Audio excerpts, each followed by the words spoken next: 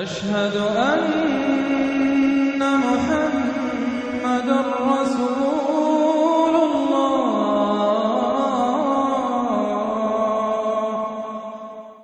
سورۃ ہود، بسم اللہ الرحمن الرحیم۔ یہ اب جوڑا ہے، اس جوڑے کا دوسرا فرد سورہ ہود۔ یہاں آپ دیکھیں گے کہ برعکس ترتیب ہو جائے گی، 10 رکوعوں میں سے 6 سے زائد انباء الرسل پر مشتمل ہے، اور جس میں سب سے تفصیلی ذکر جو ہے یہ حضرت نوح علیہ السلام کا ہے، اور آخر میں بہت ہی مختصر سا تذکرہ جو ہے حضرت موسیٰ کا ہے۔ باقی جیسے سورہ اعراف میں ایک ایک رکوع ایک ایک رسول کے لیے، وہی ترتیب آپ یہاں دیکھیں گے۔ بسم اللہ الرحمن الرحیم۔ الف لام را، کتاب احکمت آیاتہ ثم فصلت من لدن حکیم خبیر۔ الف لام را، یہ وہ کتاب ہے جس کی آیات پختہ کی گئی ہیں، مضبوط کی گئی ہیں، پھر ان کی تفصیل کی گئی ہے، انہیں کھولا گیا ہے اس ہستی کی طرف سے جو حکیم اور خبیر ہے، جو کمال حکمت والا اور باخبر ہے۔ اس کا ایک مفہوم یہ ہو سکتا ہے کہ قرآن مجید میں شروع میں جو صورتیں نازل ہوئی ہیں وہ چھوٹی چھوٹی لیکن بہت پروفاؤنڈ، چند الفاظ کے اندر معلوم ہوتا ہے کہ جیسے سورۃ العصر ہے، والعصر ان الانسان لفی خسر الا الذین آمنوا وعملوا الصالحات وتواصوا بالحق وتواصوا بالصبر۔ اب اس میں کل ہدایت موجود ہے، اور امام شافعی کے وہ اقوال جو ہے میں نے اپنے کتابچے میں راہ نجات سورۃ العصر کی روشنی میں وہ سارے درج کیے ہیں کہ لو لم ينزل من القرآن سواها لکفت الناس، اگر صرف یہ سورۃ العصر نازل ہوتی، قرآن میں سے کچھ نہ نازل ہوتا تو بھی ہدایت کے لیے کافی تھی، اور لو تدبر الناس هذه السورۃ لوسعتهم، اگر لوگ صرف اس سورت پر تدبر کریں، غور کریں، تو یہ ان کی ہدایت کے لیے کافی ہو جائے گی۔ تو ابتدائی صورتیں اور آیتیں بڑی محکم، لیکن اس کے بعد تفصیل انہی کی بیان ہوئی ہے۔ اللہ تعبدوا الا اللہ، یہ کتاب کس پیغام کے ساتھ آئی ہے؟ نہ پوجو کسی کو سوائے اللہ کے۔ اننی لکم منہ نذیر و بشیر، یقیناً میں ہوں تمہارے لیے اس کی جانب سے خبردار کرنے والا اور بشارت دینے والا۔ یہ دو الفاظ بار بار آ رہے ہیں، بشیر اور نذیر، نذیر اور بشیر۔ وما نرسل المرسلین الا مبشرین ومنذرین، رسلا مبشرین ومنذرین لئلا یکون للناس علی اللہ حجۃ بعد الرسل وکان اللہ عزیزا حکیما۔ وان استغفروا ربکم، اور یہ کہ اپنے رب سے استغفار کرو، معافی چاہو۔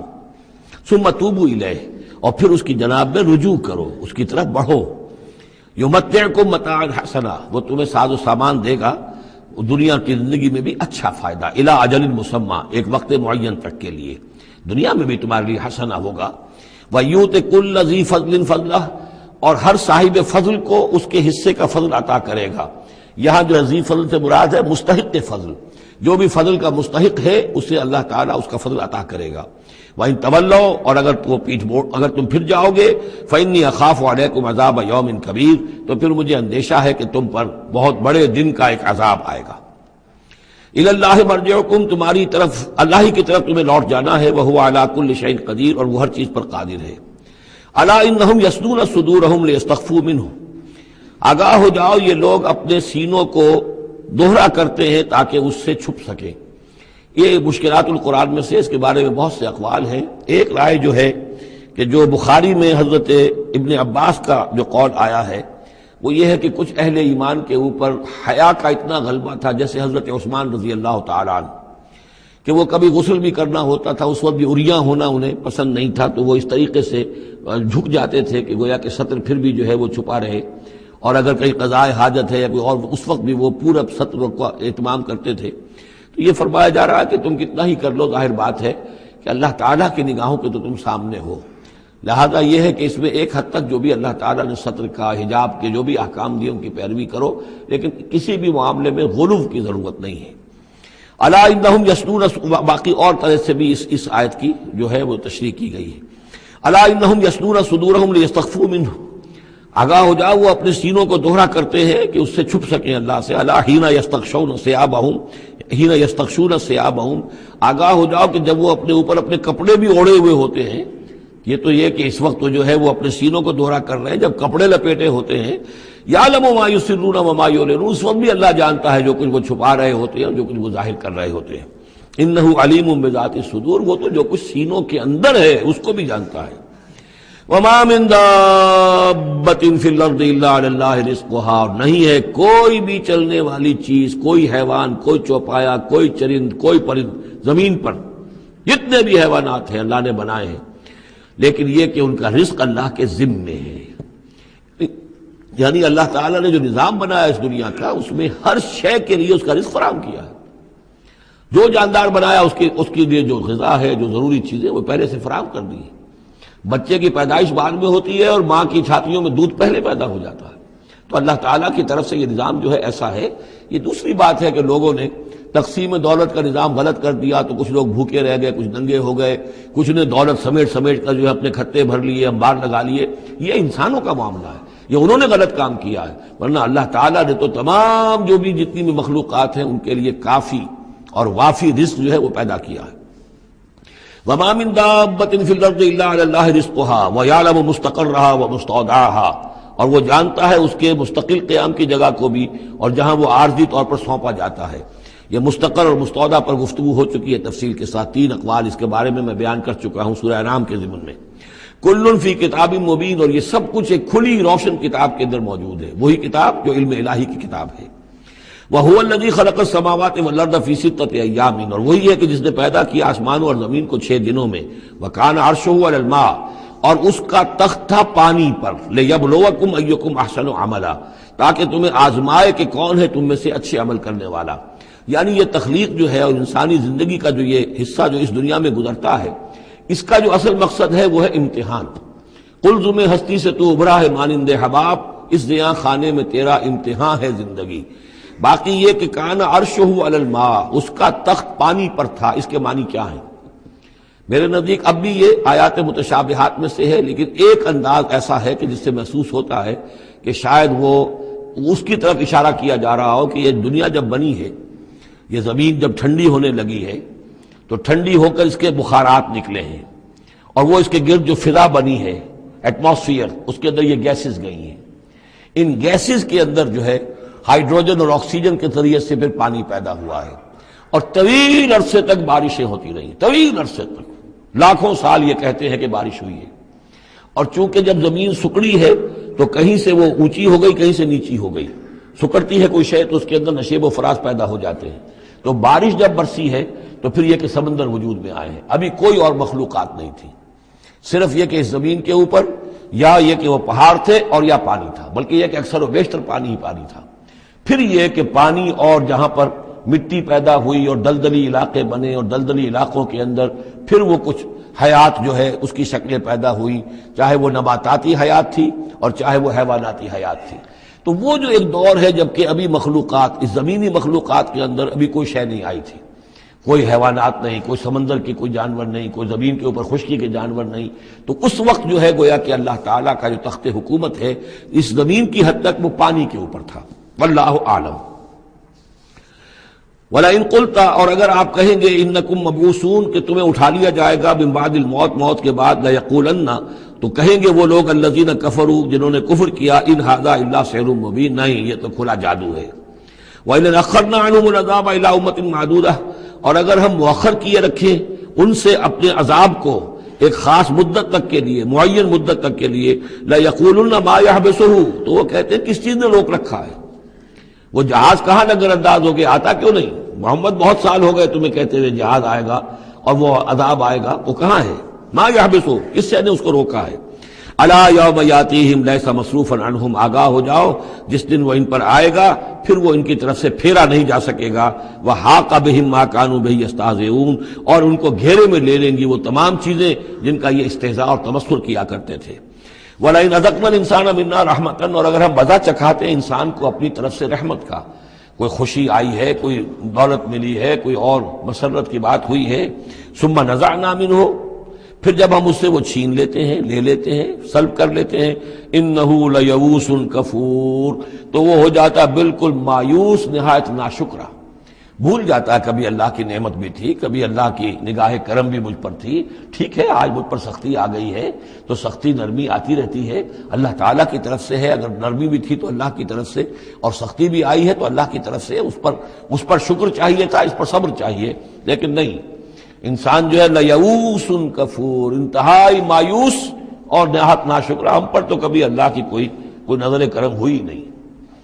وَلَئِنْ أَذَقْنَاهُ نَعْمَاءَ بَعْدَ ضَرَّاءَ مَسَّتْهُ، اور اگر ہم مزہ چکھائیں اسے نعمتوں کا اس کے بعد کہ کوئی تکلیف اس کو پہنچی ہوئی تھی، لَيَقُولَنَّ ذَهَبَ السَّيِّئَاتُ عَنِّي، تو وہ کہے گا بس جی میرے دل اندر دور ہو گئے، ساری برائیاں اب تو ساری مصیبتیں ختم ہو گئیں۔ إِنَّهُ لَفَرِحٌ فَخُورٌ، اب وہ فرح اور فخور بن جاتا ہے، وہ یعنی اتراتا ہے، فخر کرتا ہے اور کہتا ہے یہ میں نے محنت کی، میں نے کوشش کی، میں نے تدبیر کی، دیکھا میں نے یہ شکل کی تھی جس کی وجہ سے کہ میری کاروبار جو بالکل ختم ہو رہا تھا، ڈوب رہا تھا، وہ ٹھیک ہو گیا۔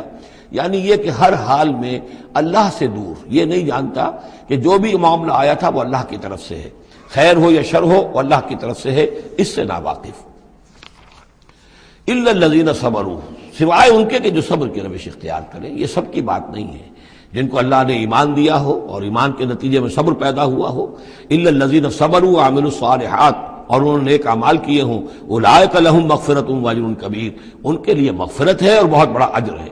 فَلَعَلَّكَ تَارِكٌ بَعْضَ مَا يُوحَىٰ إِلَيْكَ، تو اے نبی شاید کہ آپ کچھ چیزیں چھوڑ دیں اس میں سے جو آپ کی طرف وحی کی جا رہی ہے۔ وَضَائِقٌ بِهِ صَدْرُكَ، اور آپ کا سینہ اس سے بھچ رہا ہے، تنگ ہو رہا ہے۔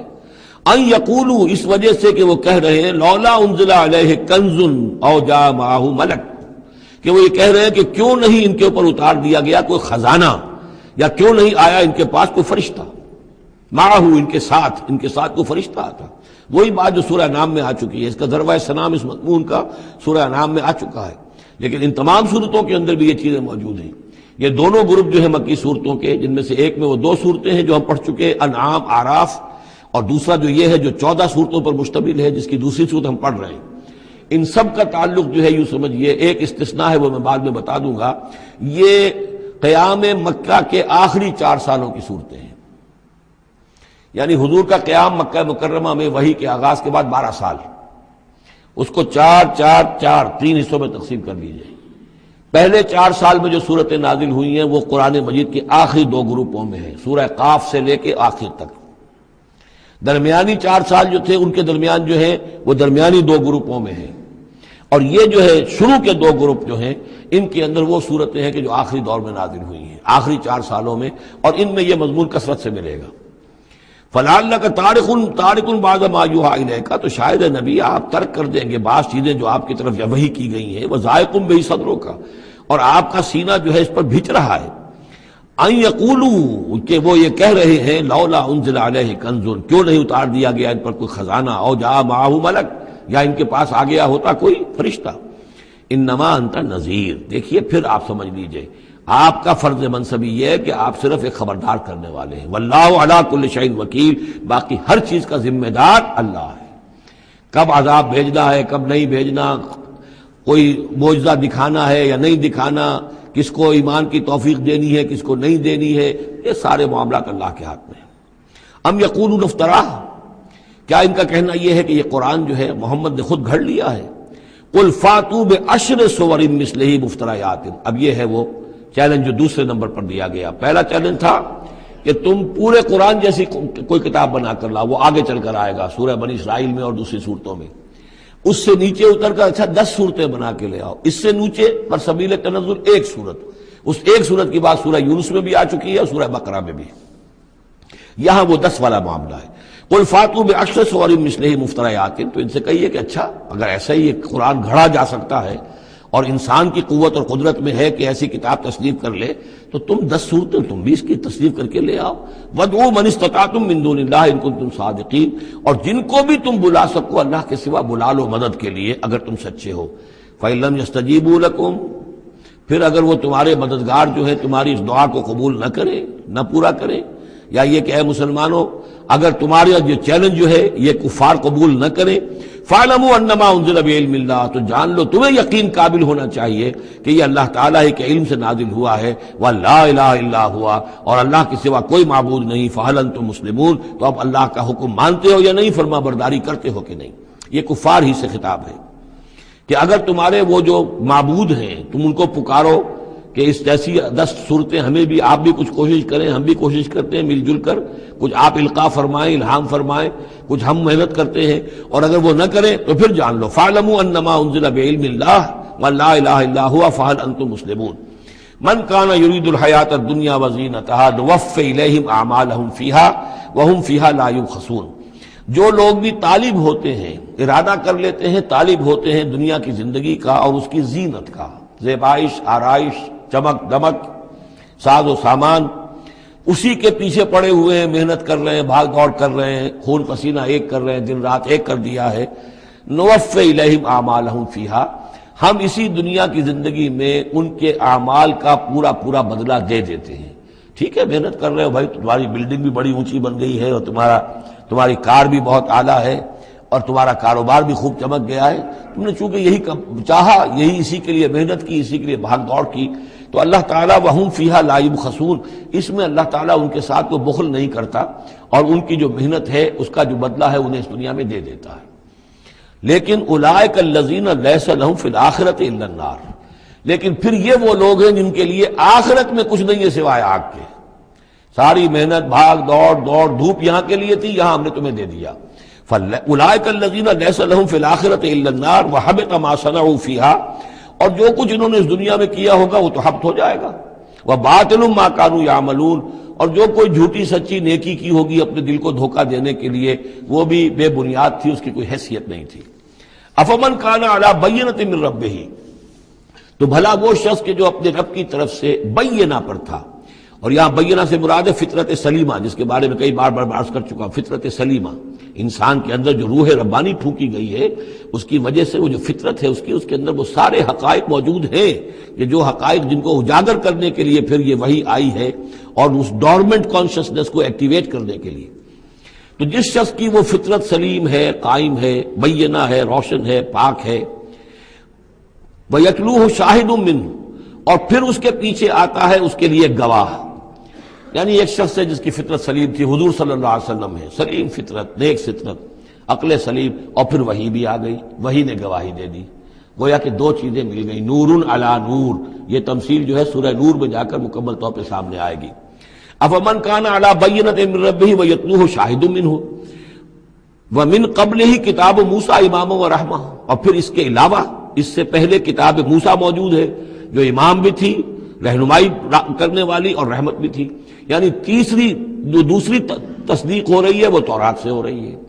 تو فطرت محمدی صلی اللہ علیہ وسلم وہ بینہ، وہ روشن خالص، پھر وہی جو آپ پر آ گئی نور علی نور، اور نمبر 3 تورات جو ہے اس کی تصدیق کر رہی ہے، یہ گویا کہ اور اضافی چیز۔ اولئک یؤمنون بہ، یہی لوگ ہیں کہ جو اس پر ایمان لائیں گے۔ ومن یکفر بہ من الاحزاب، اور جو اس کا انکار کریں گے، کفر کریں گے اس کتاب کا، من الاحزاب، ان تمام گروہوں میں سے، فرقوں میں سے، چاہے وہ مشرکین مکہ ہوں اور چاہے وہ اہل کتاب ہوں، فالنار موعدہ، تو پھر آگ ہی ان کے وعدے کی جگہ ہے۔ فلا تک فی مریۃ منہ، تو اے نبی آپ ان کے بارے میں کسی شک و شبے میں نہ رہیں، انہ الحق من ربک، یقیناً یہ حق ہے آپ کے رب کی طرف سے، ولکن اکثر الناس لا یؤمنون، لیکن اکثر لوگ ایمان لانے والے نہیں ہیں۔ ومن اظلم ممن افترى علی اللہ کذبا، اور کون زیادہ ظالم ہوگا، اس سے بڑھ کر ظالم ہوگا اس سے کہ جس نے اللہ پر جھوٹ باندھا، گھٹ کر کوئی چیز اللہ کی طرف منسوب کر دی۔ اولئک یعرضون علی ربہم، یہ وہ لوگ ہیں کہ جو پیش کیے جائیں گے اپنے رب کے سامنے۔ ویقول الاشہاد، اور لوگ کہیں گے، گواہی دینے والے کہیں گے، ہؤلاء الذین کذبوا علی ربہم، یہ وہ لوگ ہیں جنہوں نے جھوٹ کہا تھا اپنے رب پر۔ غلام احمد قادیانی کو کھڑا کیا جائے گا، یہ ہے وہ شخص کہ جس نے جھوٹ اپنی جو ہے باتیں منسوب کی ہیں اللہ کی طرف، جس نے بھی جھوٹی نبوت کا دعویٰ کیا۔ ہؤلاء الذین کذبوا علی ربہم، انہوں نے جھوٹ بولا اللہ پر اور تہمت باندھی اللہ پر کہ مجھ پر وہی بھیجی ہے۔ الا لعنۃ اللہ علی الظالمین، آگاہ ہو جاؤ ایسے ظالموں پر اللہ کی لعنت ہے۔ الذین یصدون عن سبیل اللہ، جو اللہ کے راستے سے روکتے ہیں، وَيَبْغُونَهَا عِوَجًا، اور اس میں کجیاں نکالتے ہیں، ڈھونڈتے ہیں، مین میخ نکالتے ہیں تاکہ لوگ جو ہے اس راستے کو اختیار نہ کریں۔ وَهُمْ بِالْآخِرَةِ هُمْ کافرون، اور آخرت کے وہ بالکل انکاری ہیں اور منکر ہیں، اور اصل تو ان کی بیماری یہی ہے، آخرت کا انکار ہے، جس کی وجہ سے کہ ان کی عقلوں پر پردے پڑے ہوئے ہیں۔ آخرت سے جو ان کی بے رغبتی ہے، لا یرجون لقاءنا، جو سورہ یونس میں ہم نے بار بار پڑھا، وہ لوگ کہ جو ہم سے ملاقات کے امیدوار ہی نہیں، یہ ہے اصل میں کہ جو غفلت کی اصل جڑ اور بنیاد ہے۔ اولئک لم یکونوا معجزین فی الارض، یہ وہ لوگ ہیں کہ یہ ہرگز زمین میں عاجز کرنے والے نہیں ہیں، یہ شکست نہیں دے سکتے حق کو، یہ اللہ تعالیٰ کو شکست نہیں دے سکتے، اللہ کے رسول کو شکست نہیں دے سکتے. لم یکونوا موجودین فی الارض وما کان لهم من دون اللہ من اولیاء، اور نہ ہی ان کے اللہ کے سوا یا اللہ کے مقابلے میں کوئی مددگار اور حمایتی ہیں. یضاعف لهم العذاب، ان کے لیے تو عذاب بڑھایا جاتا رہے گا، دگنا کیا جاتا رہے گا. ما كانوا يستطيعون سمع ما كانوا يستطيعون السمع وما كانوا يبصرون، اور وہ اس لیے کہ نہ تو وہ سننے کی صلاحیت رکھتے تھے اور نہ دیکھتے تھے، اندھے اور بہرے ہو گئے تھے. سم بکم عمی فهم لا يرجعون، اس لیے اب ان کے لیے عذاب جو ہے بڑھایا جاتا رہے گا. اولئک الذین خسروا انفسهم، یہ وہ لوگ ہیں جنہوں نے اپنے آپ کو ہلاک کر لیا، تباہ و برباد کر دیا. وضل عنهم ما كانوا يفترون، اور ان سے سب گم ہو کر رہ گئی وہ ساری افطرا جو وہ کرتے رہے تھے. وہ کہاں گئے معبود، کہاں گئے من گھڑت خیالات، کہاں ہیں وہ شفعاء، کہاں ہیں وہ چھڑانے والے، وہ سب کے سب جو ضل عنهم ما كانوا يفترون، گم ہو گئے وہ سب کہ جس کا کہ انہوں نے افطرا کیا تھا. لا جرم انہم فی الآخرۃ هم الاخسرون، تو اب اس میں کیا شک ہے کہ آخرت میں سب سے بڑھ کر خسارہ پانے والوں میں وہی ہوں گے. اکثر جو ہے افل کے بنا پر افل التفضیل.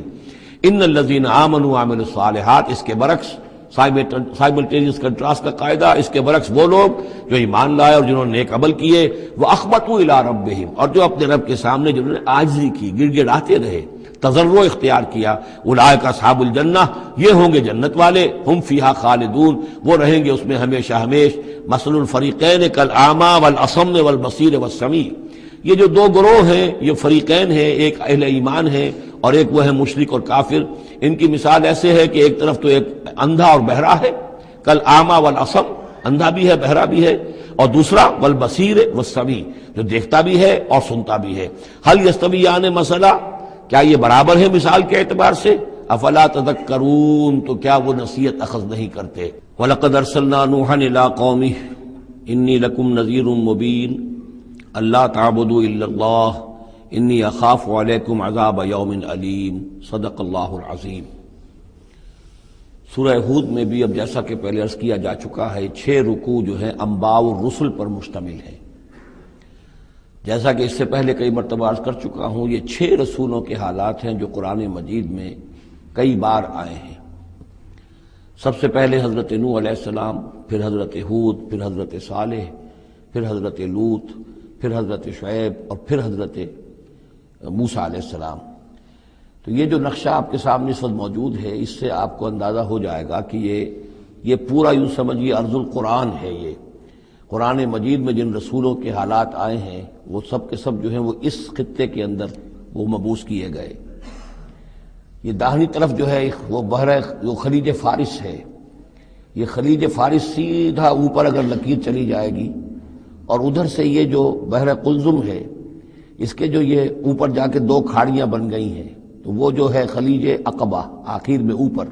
اس سے لکیر جائے گی. تو یہ دونوں لکیریں جہاں جا کر مل جائیں گی، وہ اس نقشے میں ابھی نظر نہیں آ رہا، ذرا نیچے کیجئے تو شاید نظر آ جائے گا.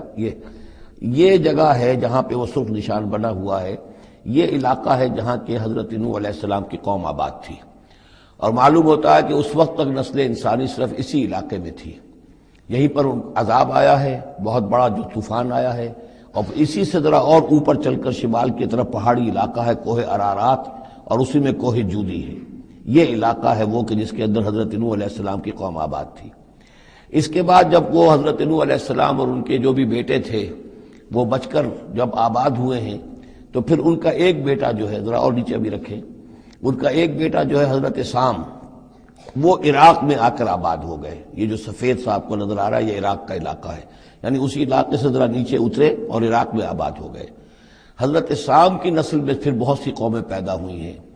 تو انہی میں سے پھر ایک قوم ہے جو نیچے آئی ہے جزیرہ نما عرب کے بالکل جنوب میں. یہ جو علاقہ ہے یہاں پر یہ قوم، یہ احقاف کا علاقہ کہلاتا ہے، اور یہاں پر قوم ہود، اس قوم کا نام عاد ہے. حضرت سام کی نسل ہی میں سے کوئی بہت بڑا سردار اٹھا جس کا نام عاد تھا، اور عاد کی سے پھر ایک نسل، ایک قوم شروع ہو گئی، وہ اس علاقے میں آباد تھی. اس کے ہاں جب شرک وغیرہ پیدا ہو گئے اور خرابیاں پیدا ہو گئی تو اللہ تعالیٰ نے بہت سے نبی بھیجے، پھر آخر ایک رسول بھیجا اور وہ حضرت ہود علیہ السلام ہے. ان کی دعوت کو رد کیا، یہ ہلاک کر دیے گئے. یہاں سے حضرت ہود اپنے ان ساتھیوں کو لے کر نکلے، اور عرب کے تقریباً وہ وسط میں وہ علاقہ ہجر کا علاقہ کہلاتا ہے. اس علاقے میں آ کر آباد ہو گئے۔ یہاں ان کے ہاں ایک بڑی شخصیت ابھری جس کا نام سمود تھا، تو اس سے یہ قوم سمود مشہور ہوئی ہے۔ انہوں نے میدانوں کے اندر محل بنائے، اور ساتھ ہی یہ ہے کہ جو پہاڑی علاقہ ہے بہت سخت گرینائٹ راکس ہیں، ان کو تراش کر ان کے اندر بھی مکان بنائے۔ یہ قوم سمود ہے۔ تو قوم نوح، قوم ہود، قوم سمود، یہ تینوں قومان جو ہیں حضرت ابراہیم علیہ السلام سے پہلے کی ہیں۔ اب پھر لوٹیے عراق کی طرف۔ عراق ہی میں جو قوم باقی رہی، انہی میں حضرت ابراہیم علیہ السلام کی بعثت ہوئی ہے۔ لیکن حضرت ابراہیم علیہ السلام کے بارے میں یہ انداز جو انباء الرسل کا ہے وہ قرآن مجید میں کہیں نہیں ہے۔ یہاں پہ آپ دیکھیں گے سورہ ہود میں ان کا تذکرہ آئے گا، لیکن وہ قصص النبیین کے انداز میں تذکرہ آئے گا، انباء الرسل کے انداز میں نہیں آئے گا۔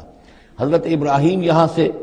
اور یہاں سے پھر انہوں نے ہجرت کی عراق سے، اور شام چلے گئے، پورا صحرا کراس کر کے شام میں جا کر، اور وہاں سے پھر انہوں نے اپنے بیٹے کو اسحاق کو آباد کیا، وہ جو سرخ نشان نظر آ رہا ہے آپ کو، یہ فلسطین کا علاقہ ہے۔ ایک بیٹے کو حضرت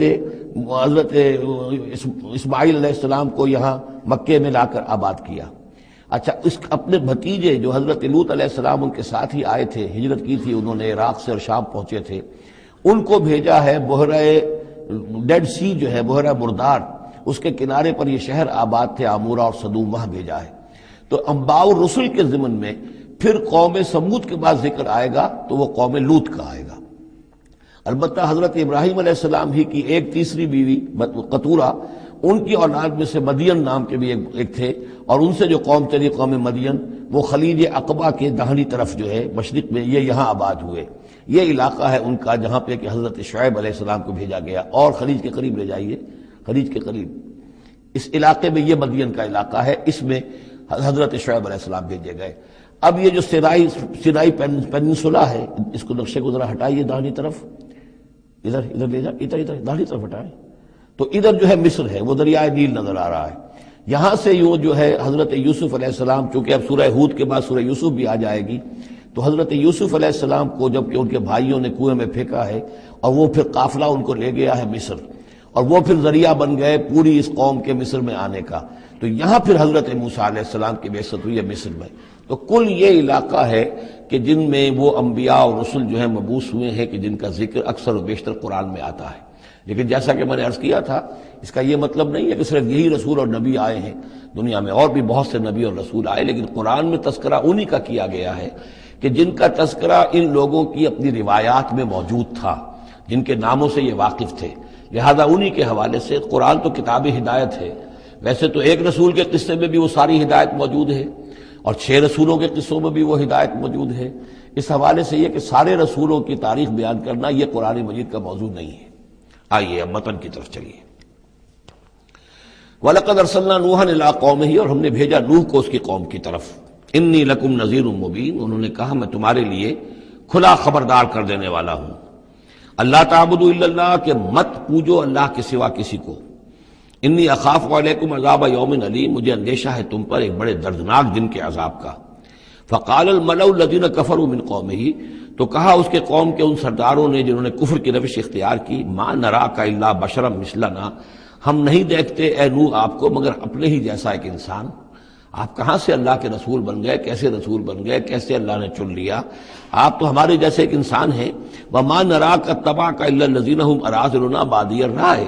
اور اس سے بھی آگے بڑھ کر ہم نہیں دیکھتے مگر یہ کہ آپ کی پیروی کرنے والے تو وہ لوگ ہیں جو ہماری نگاہوں میں ذلیل ہیں، کمینے ہیں، نچلے طبقے کے لوگ ہیں، گھٹیا لوگ ہیں، بادی الرائے، بلا تعمل نظر آ رہا ہے کہ صرف کچھ کمی کاری لوگ آپ کے گرد جمع ہو گئے، کوئی معقول آدمی، کوئی سردار قوم کا کوئی آپ کے گرد آیا ہی نہیں۔ وما نرى لكم علينا من فضل، اور ہمیں کوئی نظر نہیں آتا کہ آپ پر کوئی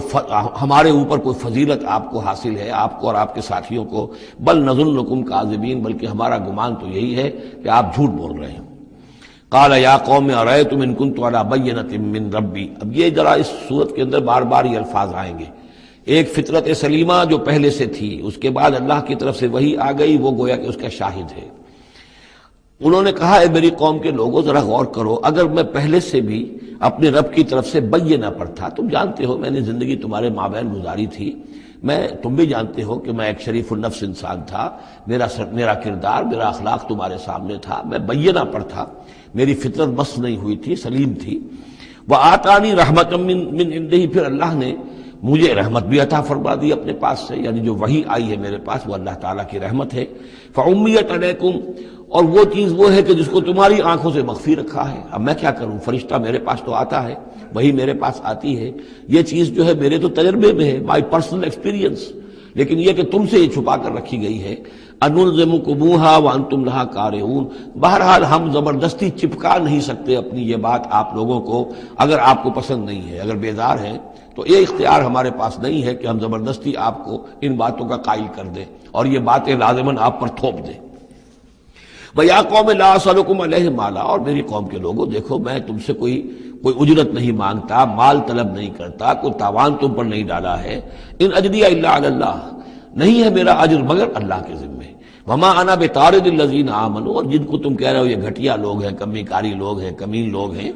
میں ان کو اپنے پاس سے دھتکار نہیں سکتا، میں یہاں سے کھدیڑ نہیں سکتا ان کو، میں نہیں ہوں کھدیڑنے والا ان کو اپنے پاس سے۔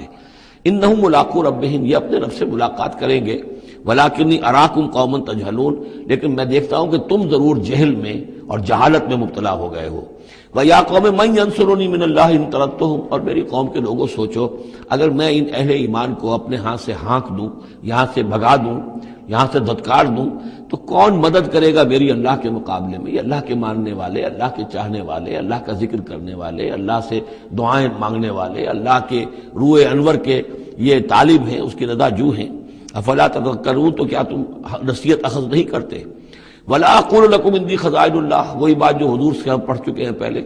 اور میں نہیں کہتا تم سے کہ میرے پاس اللہ کے خزانے ہیں، میں نے کب کہا ہے کہ میرا اختیار ہے اللہ کے خزانوں پر؟ ولا اعلم الغیب، نہ میں غیب کا علم رکھتا ہوں۔ ولا اقول انی ملک، نہ میں یہ کہتا ہوں کہ میں کوئی فرشتہ ہوں۔ ولا اقول للذین تزدری اعینکم، اور نہ میں یہ کہتا ہوں ان لوگوں کے بارے میں جنہیں تمہاری آنکھیں حقیر دیکھ رہی ہیں، تم حقارت کے ساتھ دیکھ رہے ہو، لن یؤتیہم اللہ خیرا، میں تو نہیں کہہ سکتا کہ اللہ تعالیٰ انہیں کوئی خیر نہیں دے گا۔ کیا پتہ تم اندازہ بھی نہ کر سکو کیا مقامات بلند اللہ ان کو عطا کرے گا جنت میں، یہ کس طریقے سے اللہ تعالیٰ کے فراح و ریحان و جنت و نعیم سے جو ہے وہ مشرف ہوں گے۔ لا اقول انی ملک ولا اقول للذین تزدری اعینکم لن یؤتیہم اللہ خیرا، اللہ اعلم بما فی انفسہم، جو کچھ ان کے جیوں میں ہے، دلوں میں، اللہ خوب جانتا ہے کس کے دل میں کتنا خلوص ہے، کتنی محبت ہے اللہ کے ساتھ، کتنی شوق ہے، کتنا شوق ہے اللہ سے ملاقات کا، تو یہ اللہ جانتا ہے۔ انی اذا لمن الظالمین، اگر میں تمہارے ان تانوں سے تنگ آ کر میں ان کو اپنے پاس سے اٹھا دوں، بھگا دوں، تو پھر یہ کہ میں تو خود ظالموں میں سے ہو جاؤں گا۔ قالوا یا نوح، انہوں نے کہا اے نوح قد جادلتنا، تم نے ہم سے خوب جھگڑا کیا، فاکثرت جدالنا، اور بہت جھگڑا کر دیا تم نے، یعنی یہ کہ جب وہ بالکل ان تمام باتوں کے جواب میں خاموش ہونے پر مجبور ہو گئے، معقول بات ہے جو جواب دیا جا رہا ہے، ان کے پاس اب کوئی جواب نہیں ہے اس کا۔ فَأْتِنَا بِمَا تَعِدُنَا إِن كُنتَ مِنَ الصَّادِقِينَ، اب آخری بات وہی ضد اور ہٹ درمی کی، تو پھر لے آؤ جس چیز کی ہمیں دھمکی دے رہے ہو، اگر تم سچے ہو وہ عذاب لے آؤ۔ اب ہم جو ہے ہمارے کان پک گئے ہیں تمہارے یہ بات سنتے سنتے، اور تم سے یہ مذاکرہ اور مجادلہ اور مناظرہ جو ہے مزید ہم جاری نہیں رکھنا چاہتے۔ قال انما یاتیکم بہ اللہ ان شاء، انہوں نے فرمایا کہ وہ تو اللہ لے آئے گا وہ عذاب تمہارے اوپر اگر وہ چاہے گا، انما یاتیکم بہ اللہ، وہ لائے گا تمہارے اوپر اللہ انشاء اگر وہ چاہے گا، وما انتم بمعجزین، اور پھر تم اس کو تھکا نہیں سکو گے بھاگ کر، یعنی تم اسے ہرا نہیں سکو گے، تم اس سے بچ کر بھاگ نہیں سکو گے۔ ولا ينفعکم نصحی ان اردت ان انصح لکم، اور میری نصیحت، میرا خلوص، میری خیر خواہی تمہارے حق میں کچھ مفید نہیں ہو سکتی، خواہ میں کتنا ہی تمہارا ناصح ہوں، کتنا ہی تمہارے ساتھ مخلص ہوں، نصیحت کر رہا ہوں، خیر خواہ ہوں۔ ان کان اللہ یرید ان یغویکم، اگر اللہ ہی فیصلہ کر چکا ہو کہ وہ تمہاری گمراہی کے اوپر اس کی مہر ثبت ہو چکی ہو، اگر اللہ تعالیٰ فیصلہ کر چکا ہے تو میری یہ سارا اخلاص اور خلوص اور دعوت اور نصیحت اور خیر خواہی اس کا کوئی نتیجہ نہیں نکلے گا۔ هو ربکم، وہ تمہارا رب ہے، وإلیہ ترجعون، اور اسی کی طرف تم لوٹا دیے جاؤ گے۔ ام یقولون افتراہ، کیا یہ کہتے ہیں کہ یہ اے محمد صلی اللہ علیہ وسلم آپ نے اس کو گھڑ لیا ہے؟ قل ان افتریتہ فعلی اجرامی، اب یہاں درمیان میں حضرت نوح علیہ السلام کی بات چل رہی ہے اور آگے بھی چلے گی، لیکن درمیان میں ایک جملہ معترضہ ہے۔ یہ ساری باتیں اے نبی جو آپ کو ہم وحی کے ذریعے سے بتا رہے ہیں، یہ ساری جو گفت و شنید ہوئی تھی حضرت نوح علیہ السلام کے اور ان کی قوم کے درمیان، آپ کو کیسے معلوم ہوئی؟ آپ نے گھڑ لی ہے؟ آپ کو کوئی فکشن ہے، کوئی سٹوری ہے، کیا ہے؟ نہیں، یہ تو اللہ تعالیٰ کی طرف سے ہے۔ قل ان افتریتہ، کہہ دیجئے اگر میں نے یہ گھڑی ہوں یہ چیزیں، فعلی اجرامی، تو پھر یہ میرا جرم ہوگا، اس کا وبال مجھ پر آئے گا۔ وانا بریء مما تجرمون، ورنہ پھر یہ ہے کہ جو جرم تم کر رہے ہو، جھٹلا رہے ہو، تو میں اس سے بری ہوں۔ وَأُوحِيَ إِلَىٰ نُوحٍ، اور وحی کر دیا گیا نوح کی جانب، أَنَّهُ لَن يُؤْمِنَ مِن قَوْمِكَ إِلَّا مَن قَدْ آمَنَ، اب کوئی اور شخص ایمان نہیں لائے گا تمہاری قوم میں سے سوائے ان کے جو ایمان لا چکے ہیں۔ فَلَا تَبْتَئِسْ بِمَا كَانُوا يَفْعَلُونَ، سو اب جو کچھ وہ کر رہے ہیں آپ اس پر افسوس نہ کریں اور غمگین نہ ہوں۔ وَاصْنَعِ الْفُلْكَ بِأَعْيُنِنَا وَوَحْيِنَا، اور اب آپ کشتی تیار کیجئے، کشتی بنائیے ہماری نگاہوں کے سامنے، یعنی ہم دیکھ رہے ہیں اور ہمارے انسٹرکشنز کے مطابق، وَوَحْيِنَا، معلوم ہوتا کہ اللہ تعالیٰ کی طرف سے ہر یعنی سٹیپ پر ان کو وحی آ رہی ہے، اور کہ اس طرح کرو، اتنی لمبی بناؤ، ایسی لکڑیاں تیار کرو، بِأَعْيُنِنَا وَوَحْيِنَا، ہماری نگاہوں کے سامنے اور ہماری ہی انسٹرکشنز کے مطابق، وحی کے مطابق۔ وَلَا تُخَاطِبْنِي فِي الَّذِينَ ظَلَمُوا، اب دیکھنا جو ظالم ہیں ان کے بارے میں مجھ سے خطاب نہ کرنا، مجھ سے دعا نہ کرنا، مجھ سے بات نہ کرنا کہ فلاں جو ہے یہ میرا عزیز ہے اور فلاں میرا رشتہ دار ہے۔ اب جو بھی ظالم ہے اس کے بارے میں تمہاری طرف سے کوئی نرم بات نہ آئے۔ انہم مغرقون، اب یہ سب کے سب غرق کیے جائیں گے۔ وَيَصْنَعُ الْفُلْكَ، اب وہ نقشہ دیکھیے آپ چشم تصور سے، خشکی پر بیٹھے ہوئے ہیں اور حضرت نوح علیہ السلام آس پاس سمندر کہیں ہے ہی نہیں اور وہ کشتی بنا رہے ہیں۔ وَيَصْنَعُ الْفُلْكَ، اور وہ بنا رہے کشتی۔ وَكُلَّمَا مَرَّ عَلَيْهِ مَلَأٌ مِّن قَوْمِهِ سَخِرُوا مِنْهُ، جب بھی ان کی قوم کے سردار ان کے پاس سے گزرتے تھے وہ مذاق اڑاتے تھے، کہ معلوم ہوتا اب تک تو ہم سمجھتے تھے کہ بہرحال یہ کچھ شاید بات بنا رہا ہے، جھوٹ بول رہا ہے، کیا کر رہا ہے، اب تو معلوم ہوتا بالکل ہی مت ماری گئی، اب کوئی جو ہے ہوش ٹھکانے نہیں رہے یہ، تو وہ ہنستے تھے۔ سخروا منہ قال ان تسخروا منا فإنا نسخر منکم کما تسخرون، حضرت نوح فرماتے تھے کہ تم اگر ہم سے اب اس تمسخر کر رہے ہو، مذاق اڑا رہے ہو، تو وہ وقت قریب آنے والا ہے کہ ہم تمہارا مذاق اڑائیں گے جیسے کہ تم مذاق اڑا رہے ہو ہمارا۔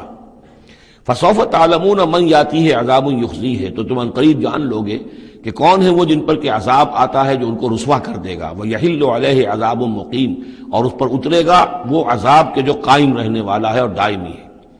حتی اذا جاء امرنا وفارت التنور، یہاں تک کہ جب ہمارا حکم آ گیا اور جوش مارا تنور نے۔ اب یہ جو ہے جہاں تک اس کا یعنی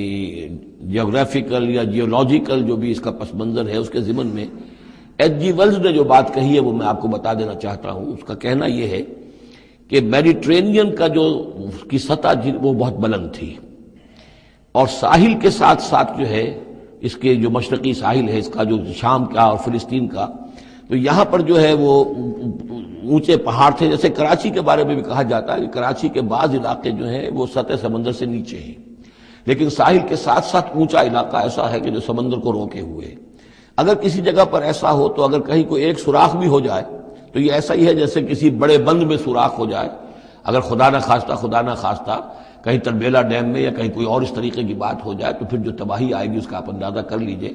تو ان کا کہنا یہ ہے کہ وہ سیلاب جو آیا ہے تو میڈیٹرینین میں وہ جو اس کا ساحلی علاقہ تھا اس میں سے کہیں وہ راستہ نکلا ہے پانی کا، اور پھر سمندر آیا ہے، اور وہ سمندر جو ہے پورے مڈل ایسٹ کے علاقے کے اوپر جو ہے اس کے اوپر وہ پانی سمندر کی شکل بن گیا ہے۔ یہ ہے ان کی تعویل، اس لیے کہ تاریخی طور پر اور طبقات الارض کا جو علم ہے وہ بتاتا ہے کہ اس پورے علاقے میں ایک بہت بڑے وسیع پیمانے پر فلڈ کے آثار موجود ہیں۔ وہ آثار جو ہیں وہ ایسے ہیں کہ اس پورے علاقے کے اندر وہ فلڈ آیا تھا، اور اس کی یہ توجیہ ہے جو وہ لوگ کرتے ہیں۔ بہرحال اس میں تین چیزیں ہوئی ہیں، ایک تو یہ کہ کسی ایک جگہ سے کوئی تنور ہو سکتا ہے کہ کوئی سوراخ جو ہے، جیسے کہ آپ کو معلوم ہے بڑے بڑے جو بند ہیں ان میں بعض اوقات صرف جو چوہوں کے بل ہوتے ہیں ان کی وجہ سے سوراخ ہو جاتے ہیں۔ نہروں کے کناروں میں جو بند ٹوٹتا ہے نہر کا، تو کہیں کوئی چوہوں نے کوئی سوراخ کیا ہوتا اس میں سے پانی بہنا شروع ہوا اور نہر ٹوٹ گئی۔ اسی طریقے سے ہو سکتا ہے کہ کسی تنور کے اندر سے پہلی مرتبہ پانی نکلا ہو۔ پھر یہ کہ زمین کے بھی اللہ تعالیٰ نے جو ہے وہ کھول دیے سوتے، اور آسمان سے بھی پانی برسا، تو یہ پانی جو ہے زمین کا اور آسمان کا پھر مل گیا، اور اس طریقے سے وہ عظیم جو ہے سیلاب آیا جس سے کہ وہ پوری قوم ہلاک ہو گئی، اور وہ کشتی جو ہے وہ بہت عرصے تک تیرتی رہی اس سمندر کے اوپر، اور پھر ہوتی ہوئی وہ کوہ ارارات میں اس کی جو ایک چوٹی ہے جودی اس پر جا کر ٹک گئی۔ واللہ عالم، ابھی اس پر مزید ضرورت ہے اصل میں کام کرنے کی۔ ویسے یہ خبریں بھی ہیں کہ بعض اوقات کوئی کشتی نما چیز دیکھی گئی ہے۔ یہ علاقہ جو ہے اصل میں کہ جو جہاں پہ ترکی کی سرحد ملتی ہے روس کے ساتھ، ادھر وہ آذربائیجان وغیرہ کا علاقہ ہے، ادھر پھر یہ ترکی ہے، اوپر روس کا علاقہ جو ہے، تو اس میں ادھر سے راستہ جو ہے بہت دشوار گزار ہے، چڑھ نہیں سکتے۔ روس کی طرف سے راستہ ہے، اس کی چوٹیوں پر بعض پائلٹس نے کہیں دیکھا ہے اور خبر دی ہے کہ کوئی بہت بڑی کشتی قسم کی شے جو ہے وہ کسی چوٹی کے اوپر رکھی ہوئی ہے، اور قرآن مجید چونکہ بار بار کہتا ہے کہ ہم اسے برقرار رکھیں گے، ایک وقت آئے گا کہ وہ لوگوں کے لیے ایک نشانی بن کر ظاہر ہوگی، تو اس سے معلوم ہوتا ہے کہ وہ کشتی اب بھی وہاں پر موجود ہے اور انسان جو ہے اس تک رسائی حاصل کرے گا۔ وَيَصْنَعُ الْفُلْكَ فَكُلَّمَا مَرَّ وَفَارَ التَّنُّورُ حَتَّىٰ إِذَا جَاءَ أَمْرُنَا وَفَارَ التَّنُّورُ، جب ہمارا حکم آ پہنچا اور جوش مارا تنور نے، ابل پڑا تنور، قُلْ نَحْمِلْ فِيهَا مِن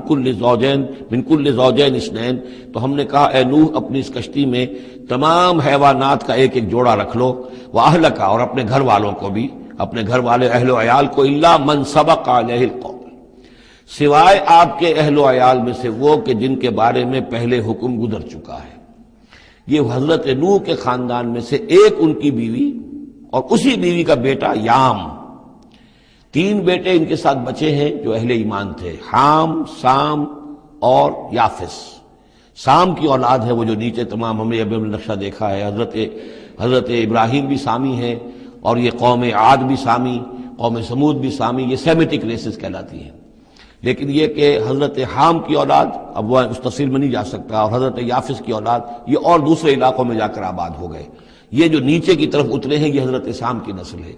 چوتھا بیٹا ان کا تھا یام، یا اس کا ایک خطاب اور بھی تھا کنعان، اور اس کی جو ماں تھی، تو یہ مشرک تھے اور یہ اہل ایمان کے ساتھ شریک نہیں تھے، لہذا یہ کشتی میں شامل نہیں ہوئے۔ تو آپ اب رکھ لیجئے، سوال کرا لیجئے اپنی کشتی میں من کل زوجین اثنین، ہر نوع کا ایک ایک جوڑا تمام حیوانات میں سے، وَأَهْلَكَ، اور اپنے گھر والوں کو، إِلَّا مَنْ سَبَقَ عَلَيْهِ الْقَوْلُ، مگر سوائے اس کے کہ جن کے اوپر پہلے سے حکم ہو چکا ہے، وَمَنْ آمَنَ، اور باقی جتنے بھی اہل ایمان آپ کے ہیں ان سب کو بھی سوار کر لیجئے، وَمَا آمَنَ مَعَهُ إِلَّا قَلِيلٌ، اور نہیں ایمان لائے تھے ان کے ساتھ مگر بہت ہی کم، نہ ہونے کے برابر۔ قلیل جو ہے انگریزی میں اے لٹل اور دی لٹل، ان دونوں میں جو فرق ہے، یہاں قلیل جو ہے دی لٹل کے معنی میں آیا ہے، جو بالکل نہ ہونے کے برابر۔ وَقَالَ ارْكَبُوا فِيهَا بِسْمِ اللَّهِ مَجْرَاهَا وَمُرْسَاهَا، اور حضرت نوح نے فرمایا اب سوار ہو جاؤ اس میں، اللہ کے نام کے ساتھ ہی ہے اس کا چلنا بھی اور اس کا لنگر انداز ہونا بھی، اللہ ہی اس کو چلائے گا بھی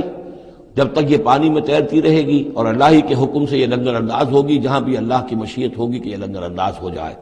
ان ربی لغفور الرحیم، یقین میرا رب غفور اور رحیم ہے۔ وہی تجری بہم فی موج کالجبال، اب وہ کشتی چل رہی تھی ان کو لے کر موجوں میں، اور موجیں پہاڑ جیسی موجیں۔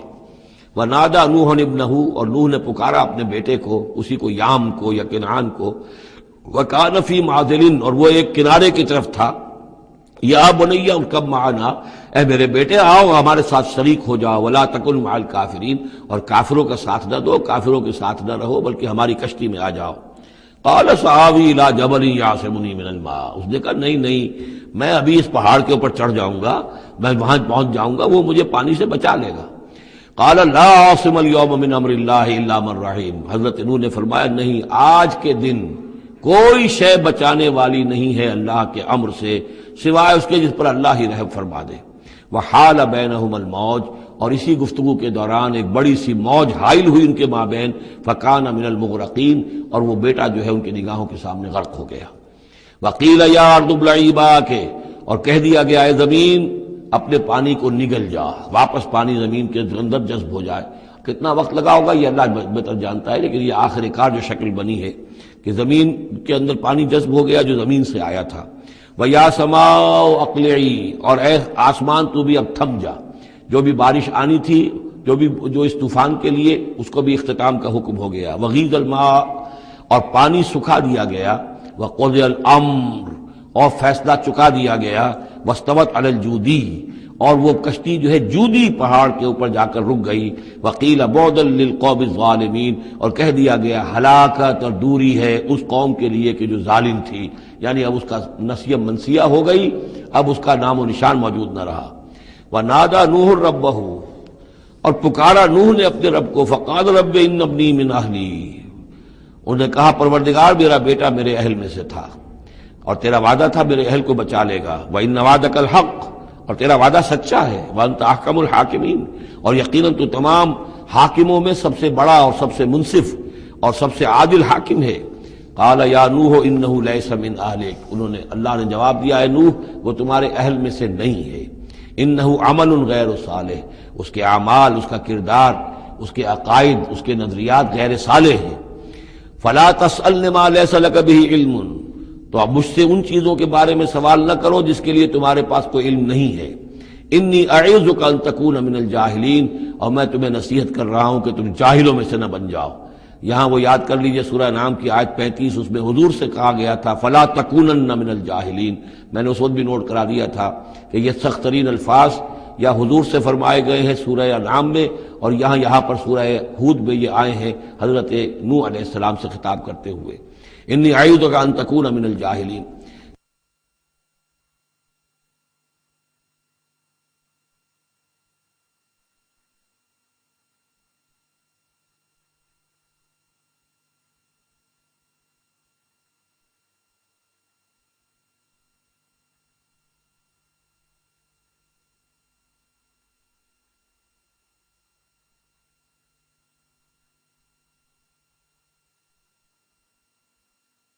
سنت اس کو تسلیم نہیں کرتے، اس کی وجہ یہ ہے کہ جو قاعدہ دیا گیا ہے سورہ نور میں وہ یہ ہے کہ اللہ تعالیٰ صالح لوگوں کے لیے بیویاں بھی دیکھ دیتا ہے، اور جو خبیثات للخبیثین والخبیثون للخبیثات والطیبات للطیبین والطیبین للطیبات، تو یہ چیزیں جو ہے اس کے چونکہ خلاف جاتا ہے، اس لیے یہ کہ صرف مشرک ہونے کی حد تک کہ یہ مشرک تھے باپ ماں بیٹا، اس لیے جو کٹے رہے، تو اسی پر اہل سنت کا اجماع ہے۔ قال رب انی اعوذ بک ان اسألک ما لیس لی بہ علم، حضرت نوح نے عرض کیا پروردگار میں تیری پناہ طلب کرتا ہوں اس سے کہ میں تجھ سے ایسی بات کا سوال کروں جس کے لیے کہ میرے پاس کوئی علم نہیں ہے، وَإِلَّا تَغْفِرْ لِي وَتَرْحَمْنِي، اور اگر تو نے مجھے معاف نہ فرما دیا اور رحم نہ فرمایا، اکم من الخاسرین، تو میں تو ہو جاؤں گا خسارہ پانے والوں میں۔ قیل یا نوح اہبط بسلام منا وبرکات علیک، ہم نے کہا نوح اب اترو، اس کشتی سے اترو، بسلام منا، ہماری طرف سے سلامتی کے ساتھ، و برکات، اور برکتوں کے ساتھ، علیکا، جو تم پر بھی ہوں گی، وعلی امم ممن معک، اور ان امتوں پر بھی ہماری یہ برکات ہوں گی کہ جو ان لوگوں کے ساتھ، جو ان کی نسل سے وجود میں آئیں گی جو تمہارے ساتھ ہیں۔ تو گویا کہ نسل انسانی بعد میں عام خیال یہی ہے کہ حضرت نوح علیہ السلام کے 3 بیٹوں ہی سے چلی ہے، باقی اگر کچھ لوگ تھے بھی ان کے ساتھ تو وہ ایسے تھے کہ جن کی کوئی نسل آگے نہیں چلی ہے، بلکہ یہ دنیا کی جو نسلیں اس وقت دنیا میں ہیں نوع انسانی، وہ یہ حضرت یافس، حضرت حام اور حضرت سام کی نسل ہی سے ہیں۔ یہ خیال ہے، واللہ عالم، یقین کے ساتھ نہیں کہا جا سکتا، ویسے میرا اپنا رجحان بھی اسی طرف ہے۔ حضرت یافس کی اولاد جو ہے وہ یہ جو پہاڑی علاقہ ہے، جیسا کہ ابھی آپ نے نقشے میں دیکھا تھا، اس سے اوپر جو ہے یہ سینٹرل ایشیا کے پہاڑ ہیں، اس پہاڑ کو کراس کیا انہوں نے، اور وہ جو پھر میدانی علاقہ ہے روس کا، اور اس کی طرف سے ہوتے ہوتے وہ سیرائے گوبی سے ہوتے ہوئے چین کا، تو حضرت یافس کی اولاد ادھر پھیل گئی ہے، یورپ سے لے کر اور چائنا تک، یہ سب یافس کی نسل ہے۔ حضرت حام کی اولاد مشرق اور مغرب میں چلی گئی، اسی پہاڑی سلسلے کے دامن میں ہوتی ہوئی، ایک شاخ ان کی ایران ہوتے ہوئے بھارت چلی گئی، انڈیا چلی گئی، سندھ اور ہند،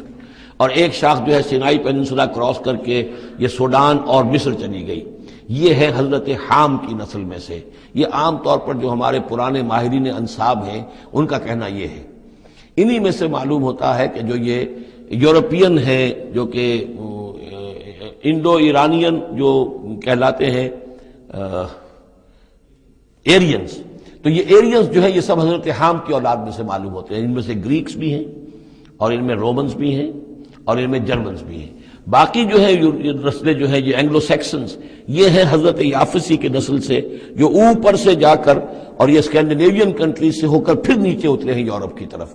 تو یہ جو ناردرنرز کہلاتے ہیں، دی نارڈک ریسز، شمالی اقوام جو ہے اینگلو سیکسنز ان میں سے ہیں، لیکن جو مشرقی یورپ کی یہ اقوام ہیں یہ اصل میں یہ بھی آریائی نسل جو ہے حضرت حام کی نسل میں سے، واللہ عالم۔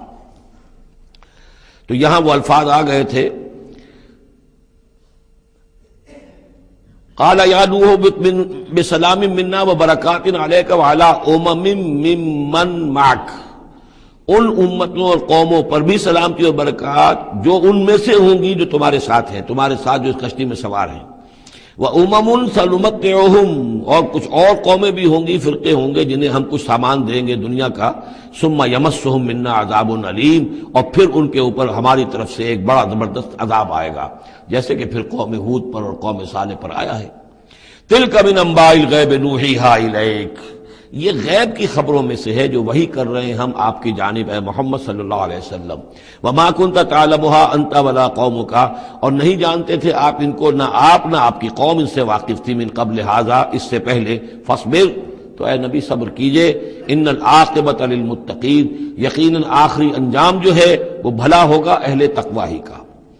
وَإِلَىٰ عَادٍ أَخَاهُمْ هُودًا، یہ سام کی نسل کی ایک شاخ جو نیچے اتری ہے اور یہ پہنچ گئی ہے جزیرہ نماء عرب کے تقریباً جو ساؤتھرن ڈیزرٹ ہے جو آج کا، اس کے اندر، اور عاد کی قوم کی طرف ہم نے بھیجا اخاہم ہودا، ان کے بھائی ہود کو، قال یا قوم اعبدوا اللہ ما لکم من الہ غیرہ ان انتم الا مفترون، انہوں نے کہا میری قوم کے لوگوں تمہارا کوئی الہ اللہ کے سوا نہیں ہے، اور یہ باقی تم نے نام گھڑ لیے ہیں، کوئی اور معبود نہیں ہے، کسی کی حقیقت نہیں ہے۔ یا قوم لا اسألکم علیہ اجرا، اور میری قوم کے لوگوں میں تم سے کوئی اجر کا طالب نہیں ہوں، ان اجری الا علی الذی فطرنی، نہیں ہے میرا اجر مگر اسی کے ذمے جس نے مجھے پیدا فرمایا، افلا تعقلون، تو کیا تم عقل سے کام نہیں لیتے۔ وَيَا قَوْمِ اسْتَغْفِرُوا رَبَّكُمْ، اور میری قوم کے لوگوں اللہ سے استغفار کرو، اپنے گناہوں کی معافی چاہو، توبہ کرو، اس شرک کو اور بت پرستی کو چھوڑو، ثُمَّ تُوبُوا إِلَيْهِ، پھر اس کی جناب میں رجوع کرو، يُرْسِلِ السَّمَاءَ عَلَيْكُمْ مِدْرَارًا، وہ آسمان سے تم پر چھاجوں پانی برسائے گا، وَيَزِدْكُمْ قُوَّةً إِلَىٰ قُوَّتِكُمْ، اور تمہاری جو قوت اس نے عطا کی ہوئی ہے اس میں اور قوت کا اضافہ فرمائے گا، وَلَا تَتَوَلَّوْا مُجْرِمِينَ، لیکن یہ کہ روگردانی نہ کرو مجرموں کی طرح اور مجرم بن کر۔ قالوا یا ہود ما جئتنا ببینہ، انہوں نے کہا کہ اے ہود دیکھو تم کوئی ہمارے پاس سند لے کر نہیں آئے، کوئی معجزہ لے کر نہیں آئے، وما نحن بتارکی آلہتنا عن قولک، اور ہم نہیں ہیں اپنے معبودوں کو چھوڑنے والے صرف تمہارے کہنے سے، وما نحن لک بمؤمنین، اور ہم نہیں ہیں تمہاری بات ماننے والے، ان نقول الا اعتراک بعض آلہتنا بسوء، ہم تو یہی کہتے ہیں اس کے سوا اور کچھ نہیں ہمارا خیال کہ ہمارے بعض معبودوں کی جو تم نے کوئی گستاخی کی ہے، ان کی نفی کی ہے، تو ان کی طرف سے تمہیں کوئی تکلیف پہنچ گئی ہے، یعنی تمہارا دماغی توازن ٹھیک نہیں رہا ہے، کوئی آسیب تمہیں ہو گیا ہے، تم پر پھٹکار پڑی ہے ہمارے بعض معبودوں کی۔ قال انی اشہد اللہ واشہدوا، حضرت ہود نے فرمایا دیکھو میں اللہ کو گواہ کر کے کہہ رہا ہوں اور تم بھی گواہ رہو، انی بریء مما تشرکون، کہ جن کو تم شریک ٹھہرا رہے ہو میں ان سے بری ہوں، بیزار ہوں، میرا ان سے کوئی تعلق نہیں۔ وہی بات جو حضرت ابراہیم نے فرمائی تھی کہ مجھے ان کا کوئی خوف نہیں، من دونہ ہی، اس کے سوا تم جو شرک کر رہے ہو، فکیدونی جمیعا، تو تم سب کے سب مل کر میرے خلاف جو چاہو کارروائی کر لو، کیدونی، جو چالیں چلنی چاہے چل لو، ثم لا تنظرون، مجھے کوئی مہلت نہ دو، انی توکلت علی اللہ ربی و ربکم، میں نے تو توکل کیا ہے اپنے رب پر، اللہ پر جو میرا بھی رب ہے اور تمہارا بھی رب ہے، ما من دابۃ الا هو آخذ بناصیتها، نہیں ہے کوئی بھی جاندار مگر یہ کہ اس کی پیشانی جو ہے اللہ ہی کے ہاتھ میں ہے۔ وہ دعا جو میں نے آپ کو سنائی تھی اس میں حضور کے الفاظ بھی یہ ہیں، وَنَاصِيَتِي بِيَدِكَ اللہم انی عبدک وابن عبدک وابن امتک فی قبضتک ناصیتی بیدک ماض فی حکمک عدل فی قضاؤک۔ ہوا آخذ بناصیتها، ہر جاندار کی پیشانی اللہ کے ہاتھ میں، یعنی اس کی قسمت، اس کی تقدیر، اسے کیا ملنا ہے، اس کے ساتھ کیا ہونا، یہ سب اللہ کے ہاتھ میں ہے۔ ان ربی علی صراط مستقیم، یقیناً میرا رب تو سیدھی راہ پر ملے گا، سیدھی توحید کی راہ پر جاؤ گے تو رب کے قریب پہنچو گے۔ میرا رب جو ہے وہ عدل و انصاف کے راستے سے اور صراط مستقیم ہی سے اس تک رسائی حاصل ہو سکتی ہے۔ فَإِن تَوَلَّوْا فَقَدْ أَبْلَغْتُكُم مَّا أُرْسِلْتُ بِهِ إِلَيْكُمْ، پھر اگر تم پیٹھ موڑ لو، منہ پھیرو، انکار کرو، تو میں نے پہنچا دیا ہے تمہیں وہ پیغام جو مجھے دے کر بھیجا گیا تھا، مَا أُرْسِلْتُ بِهِ إِلَيْكُمْ۔ وَيَسْتَخْلِفُ رَبِّي قَوْمًا غَيْرَكُمْ، پھر میرا رب جو ہے تمہیں تباہ کرے گا، ختم کرے گا اور تمہاری جگہ کسی اور قوم کو لے آئے گا۔ وَلَا تَضُرُّونَهُ شَيْئًا، اور تم اس کا کچھ بگاڑ نہیں سکو گے۔ إِنَّ رَبِّي عَلَىٰ كُلِّ شَيْءٍ حَفِيظٌ، یقیناً میرا رب جو ہے ہر چیز کا نگہبان ہے۔ وَلَمَّا جَاءَ أَمْرُنَا، جب ہمارا حکم آ گیا، عذاب کا فیصلہ، نجینا ہودا والذین آمنوا معہ، ہم نے نجات دے دی، بچا لیا ہود کو اور ان کو جو اس کے ساتھ ایمان لائے تھے، برحمت منا، اپنی رحمت سے، ونجیناہم من عذاب غلیظ، اور ہم نے انہیں بچا لیا ایک بہت ہی گاڑھے اور بھاری عذاب سے۔ وَتِلْكَ عَادٌ جَحَدُوا بِآيَاتِ رَبِّهِمْ، یہ تھے عاد، یہ تھی قوم، بڑی زبردست قوم، انہوں نے انکار کیا اپنے رب کی آیات کا، وَعَصَوْا رُسُلَهُ، اور انہوں نے نافرمانی کی اپنے رسولوں کی۔ یہ رسولوں سے مراد کیا ہے؟ اصل میں انبیاء تو آتے رہتے ہیں، آخر میں پھر رسول آتا ہے،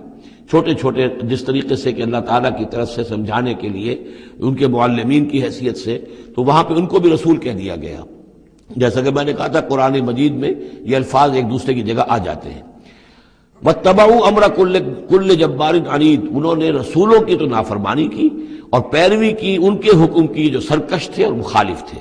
وَأُتْبِعُوا فِي هَذِهِ الدُّنْيَا لَعْنَةً، اور ان کے پیچھے لگا دی گئی اس دنیا میں بھی لعنت، وَيَوْمَ الْقِيَامَةِ، اور قیامت کے دن کے لیے بھی۔ أَلَا إِنَّ عَادًا كَفَرُوا رَبَّهُمْ، آگاہ ہو جاؤ قوم عاد نے اپنے رب کا کفر کیا تھا۔ أَلَا بُعْدًا لِعَادٍ قوم ہود، سن لو پھٹکار ہے عاد پر جو قوم ہود تھی، جس کی طرف حضرت ہود علیہ السلام کو بھیجا گیا۔ وَإِلَىٰ ثَمُودَ أَخَاهُمْ صَالِحًا، اب ان میں سے جو لوگ بچے تھے وہ پھر آگے وسطی علاقے کی طرف گئے ہیں اور وہاں ہجر کے علاقے میں جا کے آباد ہوئے، وہاں سمود نام کی ایک بڑی قوم ابھری،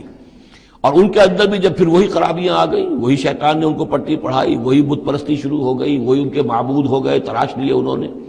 تو إِلَىٰ ثَمُودَ أَخَاهُمْ صَالِحًا، سمود کی طرف ہم نے بھیجا ان کے بھائی صالح کو۔ قال یا قوم اعبدوا اللہ ما لکم من الہ غیرہ، انہوں نے فرمایا کہ اے میری قوم کے لوگو، اللہ کی بندگی کرو، تمہارا کوئی معبود اس کے سوا نہیں ہے۔ هو انشاکم من الارض، اس نے تمہیں زمین سے اٹھایا ہے، ابھارا ہے، بنایا ہے زمین سے، واستعمرکم فیہا، اور اس میں تم کو آباد کیا ہے، فاستغفروہ، تو اس سے استغفار کرو، اس سے اپنے گناہ بخشواؤ، ثم توبوا الیہ، اور پھر اس کی جانب میں رجوع کرو۔ ان ربی قریب مجیب، یقین میرا رب قریب ہے اور دعا کا قبول کرنے والا ہے۔ قالوا یا صالح قد کنت فینا مرجوا، انہوں نے کہا ہے صالح تم سے تو ہماری بڑی امیدیں وابستہ تھی۔ ظاہر بات ہے کہ ایک شخص جو ہے جس کو اللہ چنتا تھا اپنے اخلاق میں، سمجھ میں، فہم میں، فطانت میں، وہ ممتاز ہوتے تھے، تو ہم سمجھتے تھے تم آباء و اجداد کا نام روشن کرو گے۔ یہ تم نے کیا کیا؟ تم نے تو کہنا شروع کر دیا کہ آباء و اجداد کے جو طریقے ہیں یہ غلط ہیں، ان کا دین غلط ہے، ان کے عقیدے غلط ہیں، ان کے معبود جن کو ہمارے آباء و اجداد پوجتے آئے ان کی کوئی حقیقت نہیں۔ ہم توقع کرتے تھے کہ تم قوم کا نام روشن کرو گے، تم آباء و اجداد کے لیے عزت کا، ان کے لیے مزید جو ہے دنیا کے اندر ان کے ناموری کا سبب ذریعہ بنو گے۔ قالوا یا صالح قد کنت فینا مرجوا، تم سے تو ہمیں بہت سی امیدیں تھی، قبل ھذا، اس سے پہلے، اتنہانا نعبد ما یعبد آباؤنا، یہ کیا ہوا تم ہمیں روک رہے ہو ان چیزوں کو پوجنے سے کہ جن کو ہمارے آباء و اجداد پوجتے تھے۔ وَإِنَّنَا لَفِي شَكٍّ مِّمَّا تَدْعُونَا إِلَيْهِ مُرِيبٍ، اور یقیناً جس چیز کی طرف تم ہمیں بلا رہے ہو اس کے بارے میں ہمیں شکوک و شبہات ہیں، ہمارا دل اس پر ٹھکتا نہیں ہے۔ قَالَ يَا قَوْمِ أَرَأَيْتُمْ إِن كُنتُ عَلَىٰ بَيِّنَةٍ مِّن رَّبِّي، وہی بات انہوں نے کہی، اے میری قوم کے لوگوں سوچو، اگر میں پہلے سے بھی اپنے رب کی طرف سے بینہ پر تھا، میری فطرت سلیم تھی، تم دیکھتے تھے کہ میں تمہارے درمیان ایک اچھا آدمی تھا، صاف ستھرا کردار رکھنے والا انسان تھا، میری فطرت صالح تھی، وَآتَانِي مِنْهُ رَحْمَةً، اور اللہ نے پھر مجھے اپنے پاس سے رحمت عطا کر دی، اب وہی آ گئی، نبوت عطا کر دی گئی۔ فَمَن يَنصُرُنِي مِنَ اللَّهِ إِنْ عَصَيْتُهُ، تو اب اگر میں اللہ کی نافرمانی کروں تو مجھے کون بچائے گا اللہ سے؟ کون اس کی پکڑ سے مجھے بچا سکے گا؟ فما تزیدوننی غیر تقصیر، تو تم تو اضافہ نہیں کرو گے میرے لیے مگر خسارے کے اندر۔ تم چاہتے ہو کہ میں اپنی اس چیز کو چھوڑ کر اور آباء و اجداد کا نام لوں اور ان کے معبودوں کو پوجنا شروع کر دوں، تو تم تو میری تباہی کے در پہ ہو۔ وَيَا قَوْمِ هَٰذِهِ نَاقَةُ اللَّهِ لَكُمْ آیَةٌ، اور دیکھو میری قوم کے لوگوں، یہ اللہ کی اونٹنی ہے، تمہارے لیے ایک نشانی ہے۔ فَذَرُوهَا تَأْكُلْ فِي أَرْضِ اللَّهِ، اسے چھوڑے رکھو، یہ چرتی رہے اللہ کی زمین میں، جہاں چاہے جہاں سے چاہے کھائے۔ وَلَا تَمَسُّوهَا بِسُوءٍ، اور دیکھنا کسی برے ارادے سے اس کو ہاتھ نہ لگانا۔ فَيَأْخُذَكُمْ عَذَابٌ قَرِيبٌ، تو پھر تمہیں آ پکڑے گا وہ عذاب کہ جو اب دور نہیں ہے، قریب ہی ہے۔ فَعَقَرُوهَا، تو انہوں نے اس کی کونچیں کاٹ ڈالی، اس کو ہلاک کر دیا۔ فَقَالَ تَمَتَّعُوا فِي دَارِكُمْ ثَلَاثَةَ أَيَّامٍ، حضرت صالح نے فرمایا کہ اچھا ٹھیک ہے، اب تم اپنے گھروں کے اندر جو بھی کھانا پینا ہے، رچنا بسنا ہے، تین دن تک رہ لو اور بس لو۔ ذَلِكَ وَعْدٌ غَيْرُ مَكْذُوبٍ، یہ وہ وعدہ ہے کہ جو جھوٹا ثابت نہیں ہوگا۔ فَلَمَّا جَاءَ أَمْرُنَا، تو جب ہمارا وہ فیصلہ آ گیا، ہماری بات آ گئی، ہمارا حکم پہنچ گیا، نجینا صالحا والذین آمنوا معہ، ہم نے نجات دی صالح کو بھی اور ان لوگوں کو جو ان کے ساتھ ایمان لائے تھے، برحمت منا، اپنی خاص رحمت سے، ومن خزی یومئذ، اور اس دن کی رسوائی سے اللہ ہم نے انہیں بچا لیا۔ ان ربک هو القوی العزیز، یقیناً آپ کا پروردگار زور والا ہے، زبردست ہے۔ وَأَخَذَ الَّذِينَ ظَلَمُوا الصَّيْحَةُ، اور ان ظالموں کو، مشرکوں کو، کافروں کو پکڑ لیا ایک ہولناک آواز نے، ایک چنگھاڑ آئی، فَأَصْبَحُوا فِي دِيَارِهِمْ جَاثِمِينَ، تو وہ اپنے گھروں کے اندر اوندھے پڑے رہ گئے، كَأَن لَّمْ يَغْنَوْا فِيهَا، ایسے ہو گئے جیسے کبھی یہاں آباد تھے ہی نہیں، کبھی یہاں کوئی رہتا تھا ہی نہیں۔ أَلَا إِنَّ ثَمُودَ كَفَرُوا رَبَّهُمْ، آگاہ ہو جاؤ، سمود نے اپنے رب کا کفر کیا۔ الا بعدا لثمود، آگاہ ہو جاؤ، پھٹکار ہے سمود پر۔ وَلَقَدْ جَاءَتْ رُسُلُنَا بِإِبْرَاهِيمَ بِالْبُشْرَىٰ، اب یہاں حضرت ابراہیم کا ذکر آ رہا ہے۔ میں نے کہا تھا کہ 3 رسول پری ابراہمک، نوح، ہود، صالح۔ 3 رسول کو ہم کہہ سکتے ہیں پوسٹ ابراہمک، اگرچہ ان میں سے ایک جو ہیں وہ ہم عصر ہیں۔ حضرت لوط حضرت ابراہیم علیہ السلام ہی کے بھتیجے ہیں، انہی پر ایمان لائے تھے، ان کے ساتھ ہی انہوں نے ہجرت کی تھی۔ پھر ان کے بعد شعیب، وہ بھی حضرت نوح حضرت ابراہیم کی نسل سے ہیں۔ پھر جو بھی بنی اسرائیل تھے ان میں موسیٰ بھیجے گئے، وہ بھی حضرت ابراہیم کی نسل سے ہیں۔ آخری رسول محمد صلی اللہ علیہ وسلم وہ بھی ابراہیم کی نسل سے ہیں۔ لیکن یہ کہ ان میں سے 3 کا ذکر کرنے کے بعد اب ابراہیم کا ذکر ہو رہا ہے یہاں۔ سورہ انعام میں وہاں جو پہلا جوڑا تھا حضرت ابراہیم کا ذکر جو ہے وہ اس انباء رسل میں سے بالکل نکال کر لے گئے تھے، اور وہ قصص النبیین کے انداز میں سورہ انعام میں آ گیا تھا۔ یہاں اس جوڑے میں فرق یہ ہے کہ حضرت ابراہیم کا ذکر بھی یہاں شامل کر دیا گیا، لیکن فرق وہی ہے، یہ وہ انباء رسل کا نہیں، حضرت نوح، حضرت ہود، حضرت صالح، حضرت لوط، حضرت شعیب کے انداز میں ذکر نہیں ہے، بلکہ ایک انداز ہے کہ حضرت لوط علیہ السلام جن شہروں کی طرف بھیجے گئے تھے اور اس کی وہاں پہ بسنے والوں نے ان کی بات ماننے سے انکار کیا، تو جو عذاب الہی لے کر جو فرشتے آئے تھے جنہیں بھیجا گیا تھا، وہ پہلے آئے حضرت ابراہیم کے ہاں، اور وہاں حضرت اسحاق کی ولادت کی انہوں نے خوشخبری دی حضرت سارہ کو۔ بس یہ ایک واقعہ بیان کیا درمیان میں، ورنہ اصل مسئلہ جو ہے وہ حضرت لوط کا شروع ہوگا۔ انباء الرسل کے اعتبار سے جو معاملہ ہے وہ حضرت لوط کا واقعہ ہے۔ وَلَقَدْ جَاءَتْ رُسُلُنَا إِبْرَاهِيمَ بِالْبُشْرَىٰ، اور ہمارے فرستادے، ہمارے ایلچی، فرشتے ہمارے بھیجے ہوئے آئے ابراہیم کے پاس بشارت دینے کے لیے۔ قالوا سلاما، انہوں نے آ کر کہا سلام۔ قال سلام، حضرت ابراہیم نے بھی سلام کا جواب سلام سے دیا۔ فما لبث ان جاء بعجل حنیذ، تو پھر ذرا بھی دیر نہ کی، فوراً گئے اور ایک تلا ہوا بچڑا ان کی ضیافت کے لیے لا کر سامنے رکھ دیا۔ فلما رأى أيديهم لا تصل إليه، تو جب انہوں نے دیکھا کہ ان کا تو ہاتھ آگے بڑھ ہی نہیں رہا اس بچڑے کا گوشت کھانے کے لیے، آمادہ ہی نہیں ہے، نکرہم، تو اب وہ کچھ کھٹکے دل میں کہ یہ ہیں کون۔ اس زمانے میں رواج یہ ہوتا تھا کہ دشمن جب آتے تھے کسی کو قتل کرنے کے لیے تو اس کا نمک نہیں چکھتے تھے، نمک خوار ہو جائیں گے تو پھر کیسے قتل کریں گے۔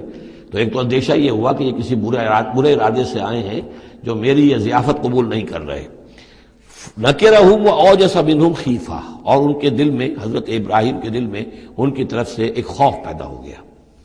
قالوا لا تخف، انہوں نے کہا نہیں آپ ڈریے نہیں،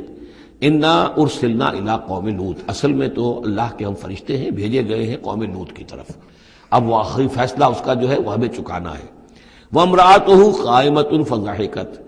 ادھر کہیں حضرت سارہ بھی پیچھے کہیں کھڑی ہوئی ہوں گی پردے کے پیچھے، وہ اس پر ہنس پڑی۔ مطلب یہ کہ حضرت ابراہیم کی جو حالت انہوں نے دیکھی کہ میرا شوہر خوفزدہ ہو گیا تھا، تو اس کے اوپر کچھ ان کا معاملہ ہوا، فضحکت، وہ ہنسی۔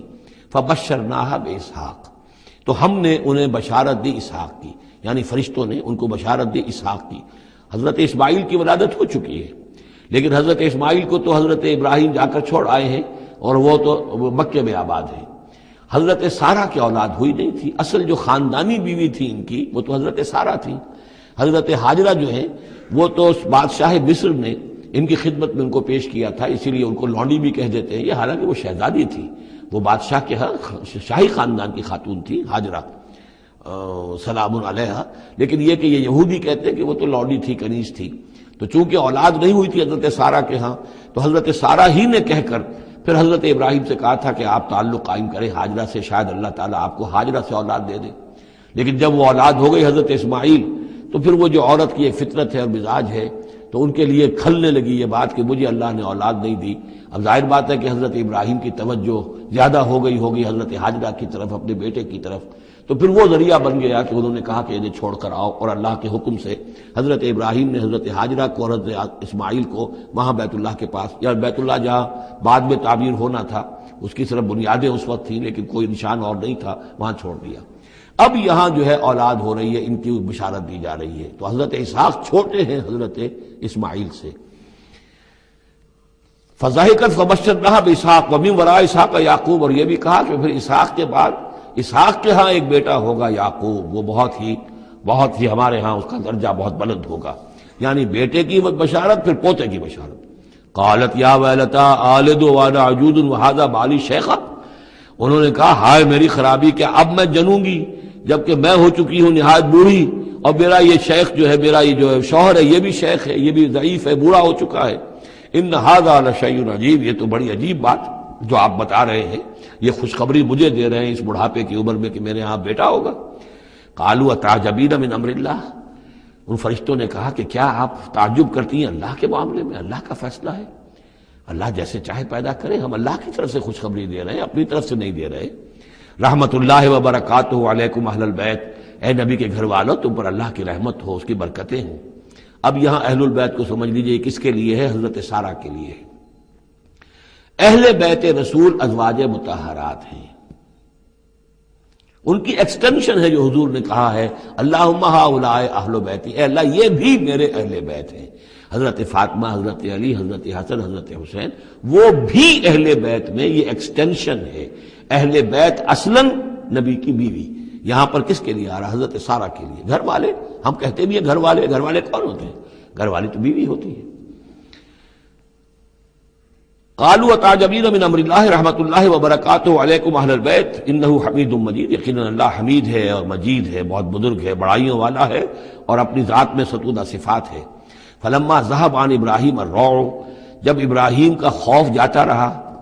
وجاءت البشریٰ، اور یہ بشارت پہنچ گئی، ان کے لیے خوشی کی بات تھی کہ اب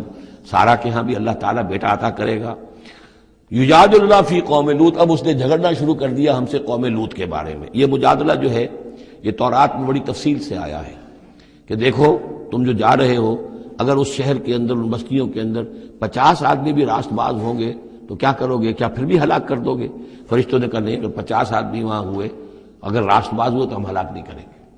اچھا دیکھو میری کوئی حیثیت نہیں ہے، میں بہت ناچیز ہوں، لیکن میں پھر جرأت کرتا ہوں، میں اللہ سے عرض کرتا ہوں کہ اچھا ہو سکتا ہے 40 ہوں وہاں پر،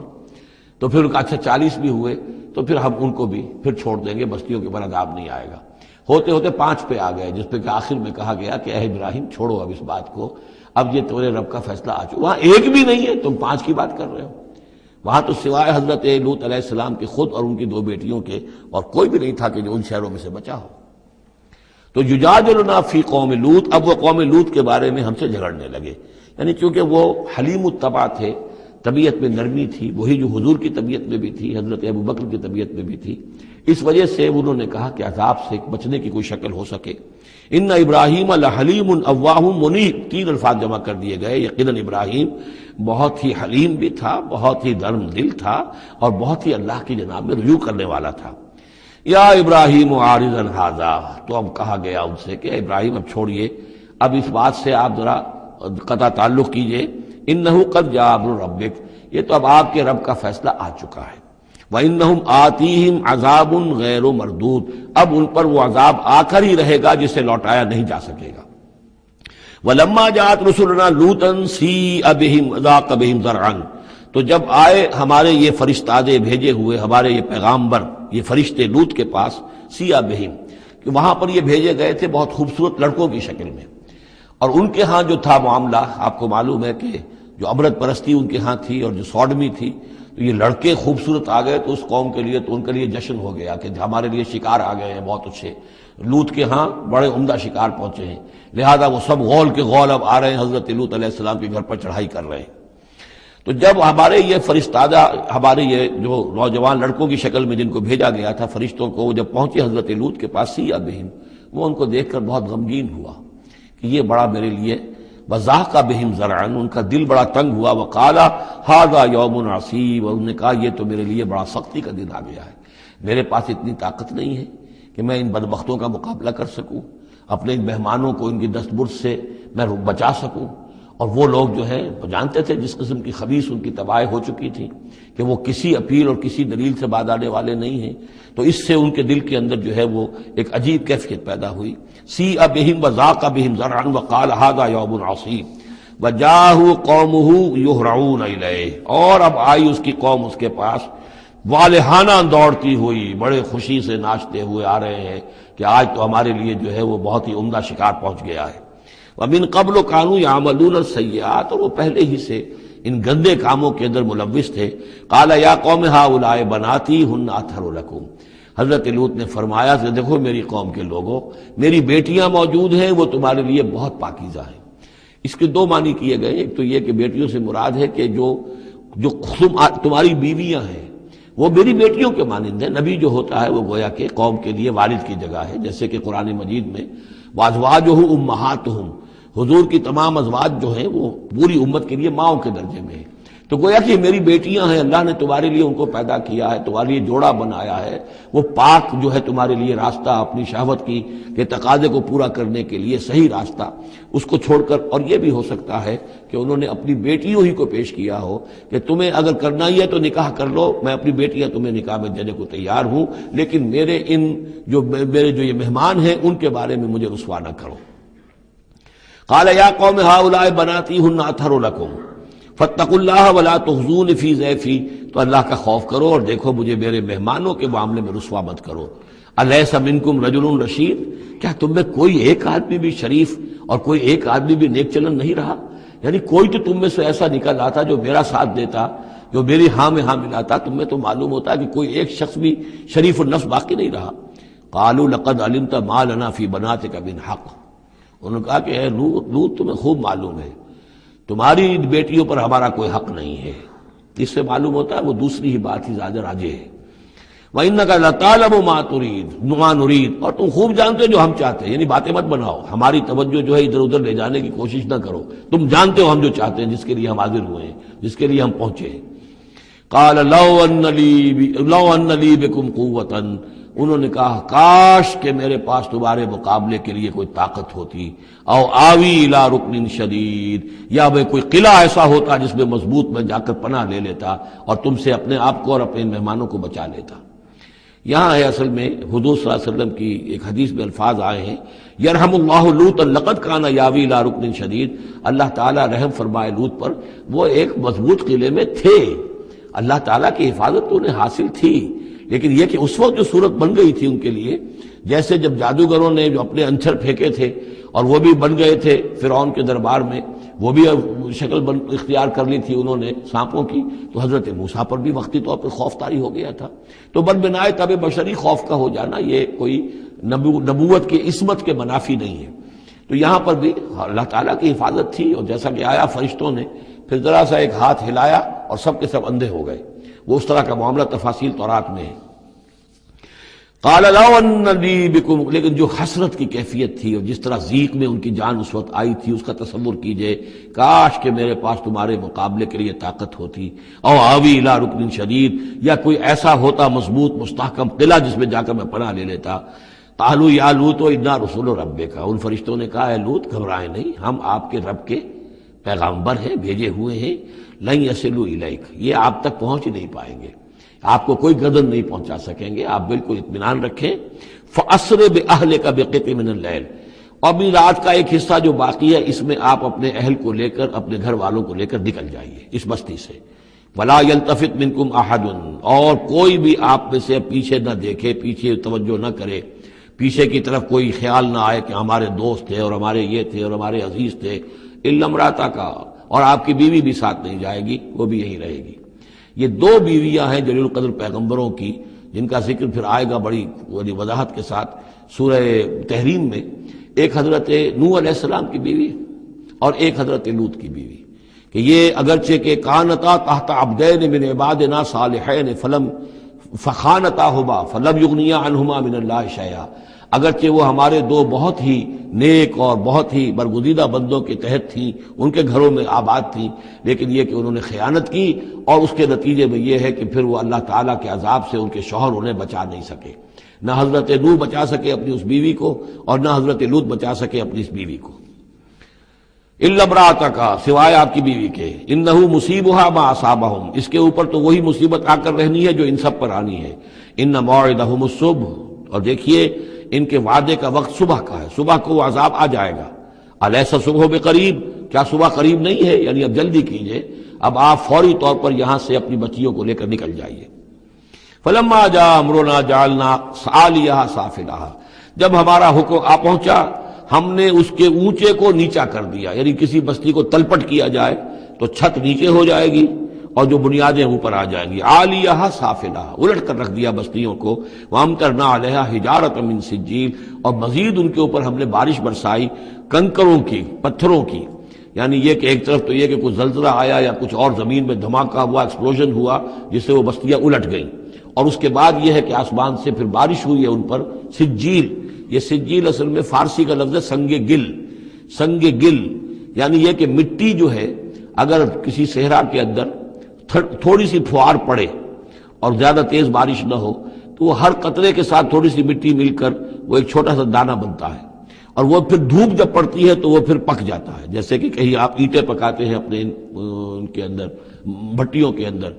یہ پھر کہلاتی ہے سنگ گل۔ یعنی یہ پتھر تو ہے لیکن یہ پتھر نہیں ہے، یہ مٹی کے بنے ہوئے پتھر ہیں، کنکر ہیں۔ ان کنکروں کی بارش ہوئی جس کے اندر کہ اس کو بالکل دفن کر دیا گیا ان دونوں شہروں کو۔ منضود، تہ بر تہ، تہ بر تہ، وہ جو بارش ہو رہی تھی کنکروں کی تہ بر تہ۔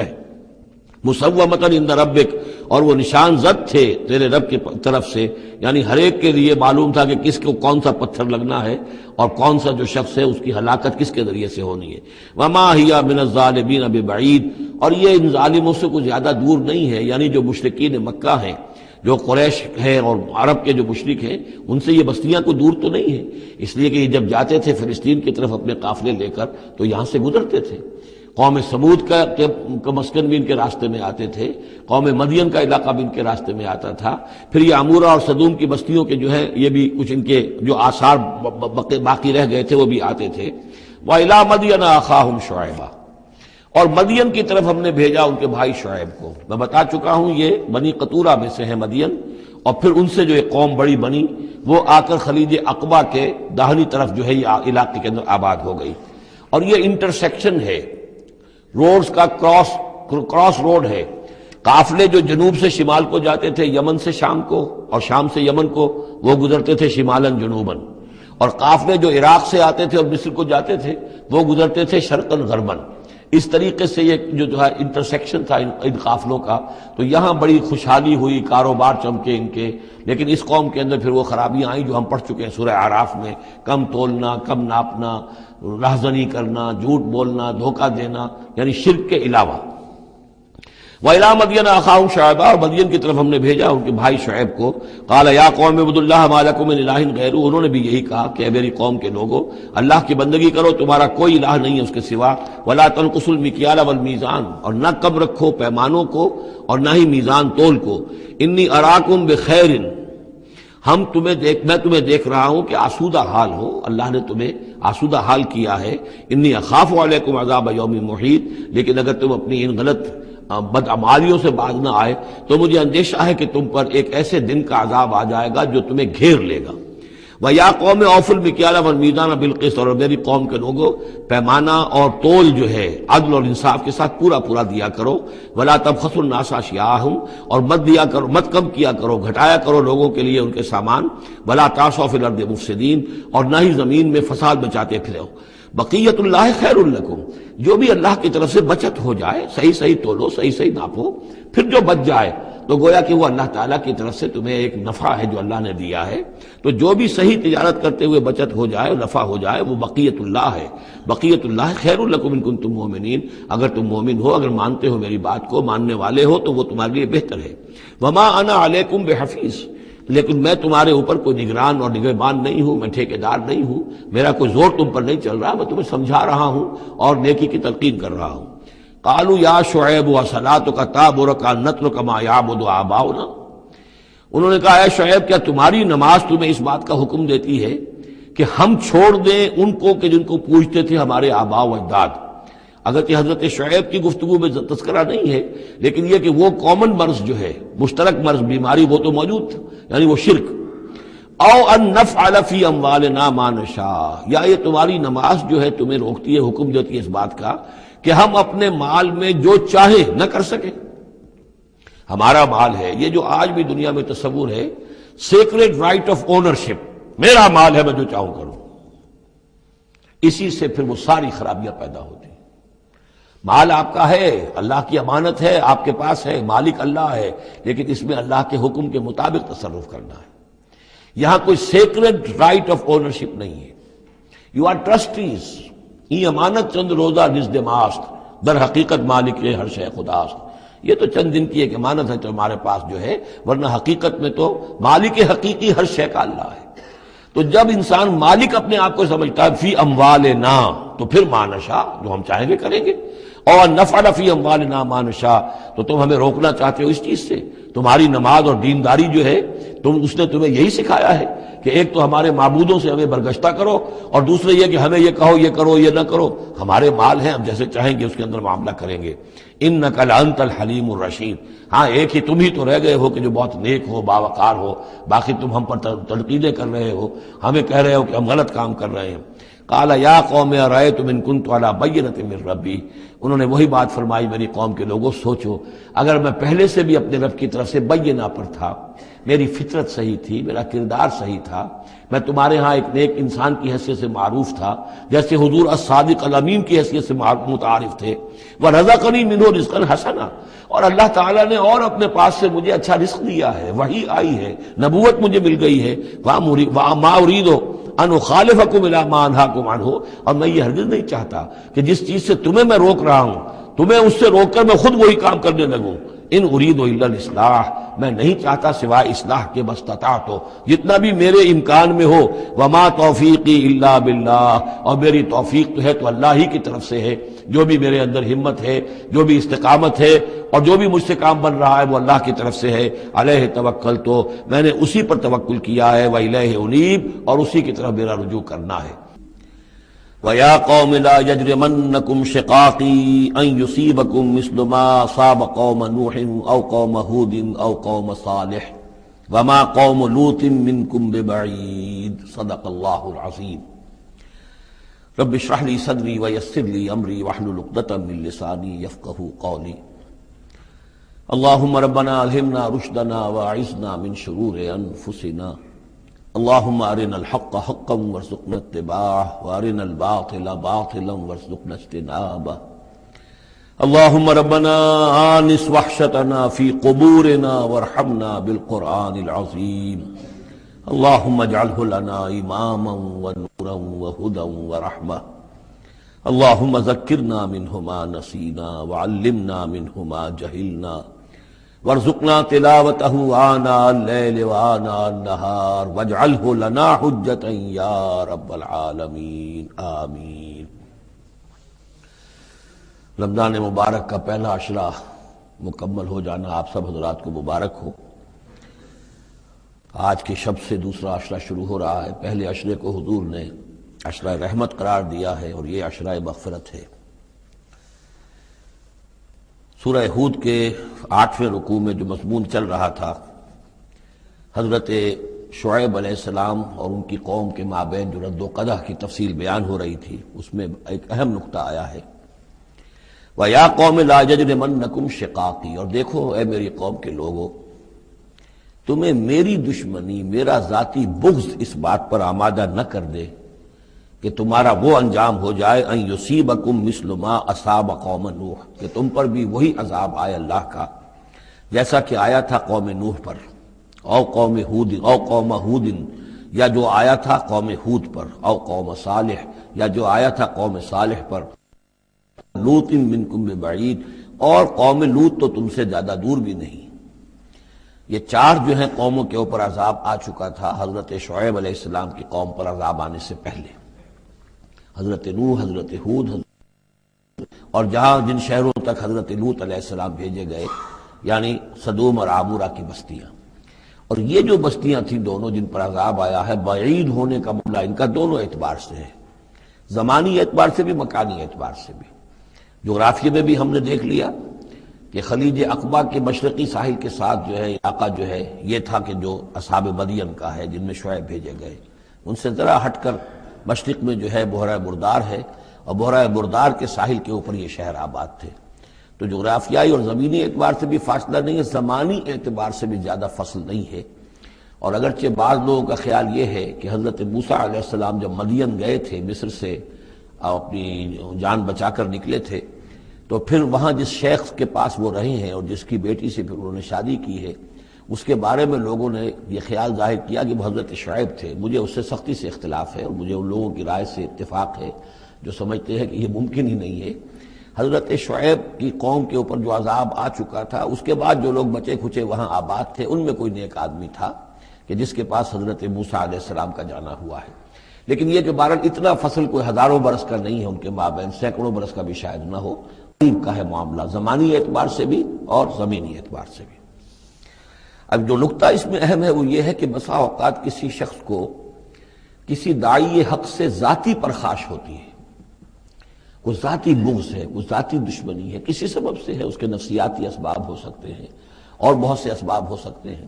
اور صرف ایک ذاتی پرخاش کی وجہ سے وہ اس کی دعوت کو رد کرتا ہے، اس کی مخالفت پر کمر بستہ ہو جاتا ہے، اس کی دشمنی اختیار کرتا ہے۔ نتیجہ کیا ہے؟ اس کا کچھ نہیں بگاڑتا، اپنے آپ کو برباد کر لیتا ہے، اپنی تباہی کو دعوت دیتا ہے۔ تو اے میری قوم کے لوگ، میری زدم زدہ میں تم کہیں اس انجام سے دوچار نہ ہو جانا، ایسا نہ ہو کہ میرا بغض اور میری عداوت جو ہے، وَيَا قَوْمِ لَا يَجْرِمَنَّكُمْ شِقَاقِي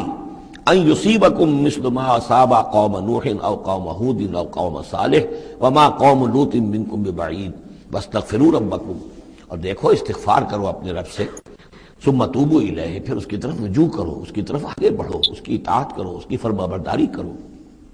ان ربی رحیم ودود، یقیناً میرا رب رحیم بھی ہے، ودود بھی ہے، محبت فرمانے والا ہے۔ قال یا شعیب ما نفقہ کثیرا مما تقول، ان کا کہ اے شعیب تم جو کچھ کہتے ہو اس کی اکثر بات تو ہماری سمجھ میں نہیں آتی، کیا کہہ رہے ہو تم؟ یعنی یہ کہ ذہنوں کے سانچے اتنے بگڑ گئے ہوتے ہیں کہ سیدھی بات ان میں فٹ بیٹھتی نہیں۔ ما نفقہ کثیرا مما تقول وانا لنراک فینا ضعیفا، ہم تو یہ دیکھ رہے ہیں کہ تم ہمارے اندر کوئی طاقتور آدمی نہیں ہو، کمزور سے آدمی ہو،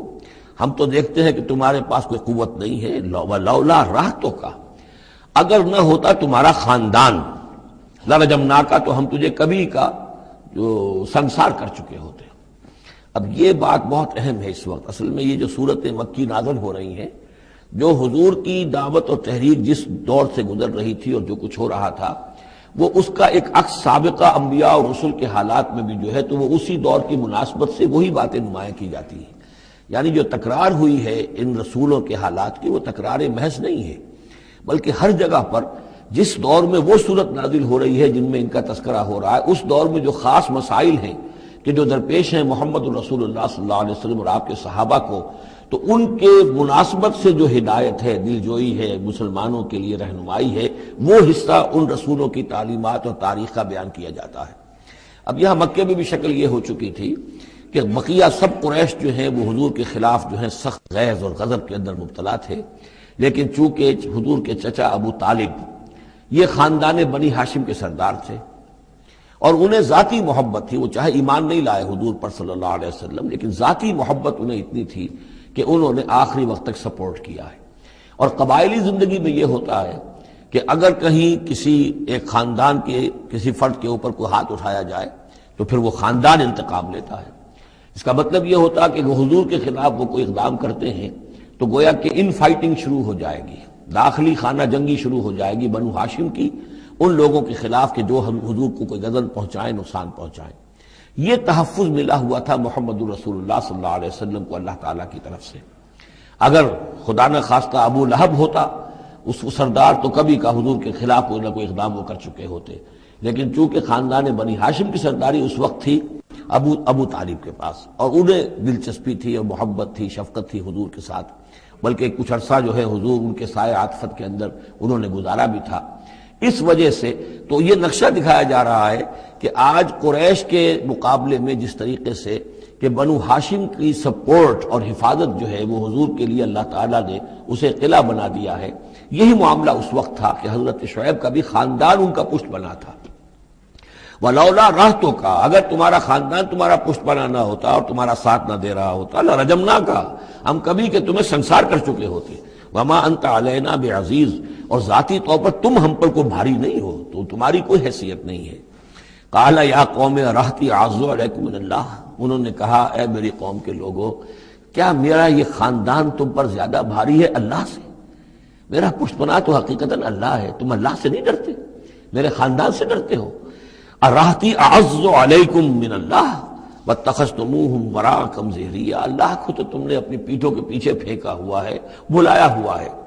یہ بھی بہت ہی اہم نفسیاتی نکتہ ہے۔ ہوتا یہ ہے کہ ہم دنیا میں ایسے مگن رہتے ہیں کہ اللہ کو ماننے کا عقیدہ تو ہے، لیکن اللہ مستحضر نہیں رہتا، یاد نہیں رہتا۔ یہ ہمارا پورا دنیا کا کاروبار چل رہا ہے، کاز اینڈ ایفیکٹ، علل ہیں، اسباب ہیں، ان کے نتائج نکل جاتے ہیں۔